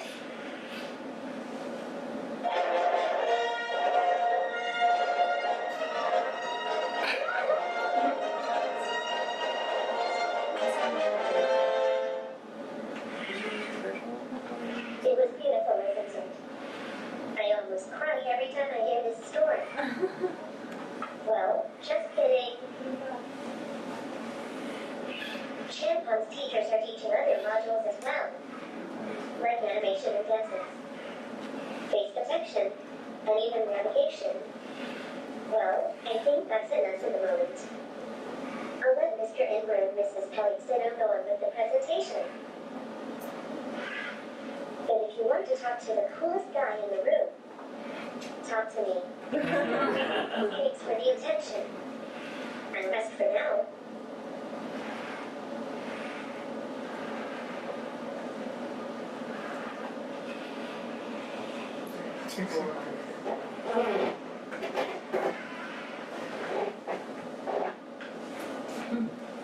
Yeah. That's an example of something like If you install the program, like how do you use it with the actual program? Right. Oh, so So if you download a program from the Out That Run community site, you load it onto your robot through the robot's webpage. So you go, you type in his IP address, and you like load it that way, not through Choreograph. But you can manage what's on him through Choreograph or through the robot webpage. If you create something on Choreograph that you want to load on him as like an option, you can do that too.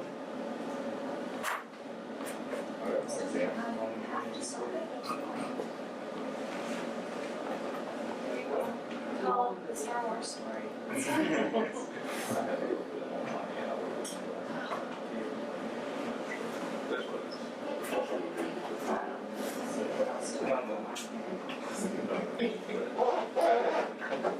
Well, I mean, a lot of racks, 300 racks, that is right. Yeah, some of that, like touches us to chicken. Want to see the chicken dance?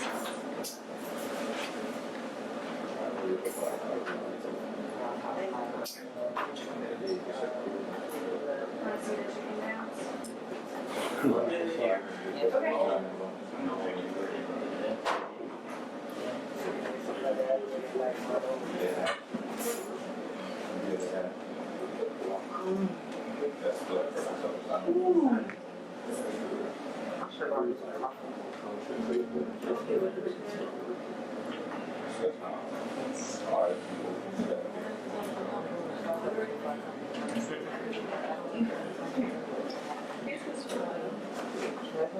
I'm seeing for now,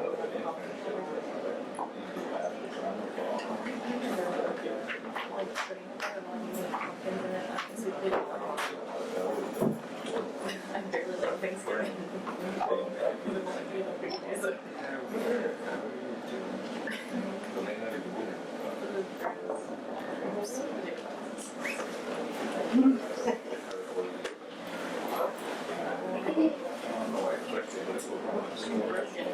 Can we have clusters?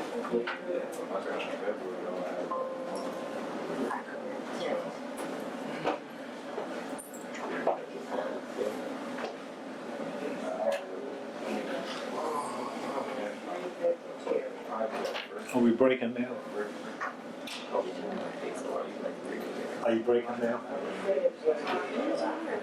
What's your name again? Before you take a break. No.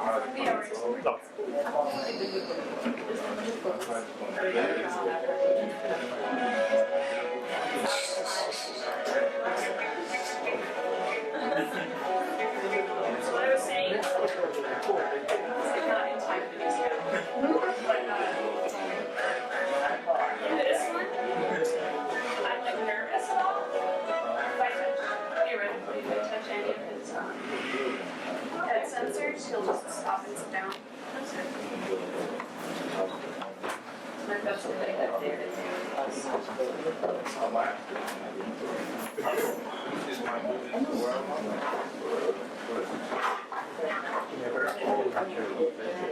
What is this? The one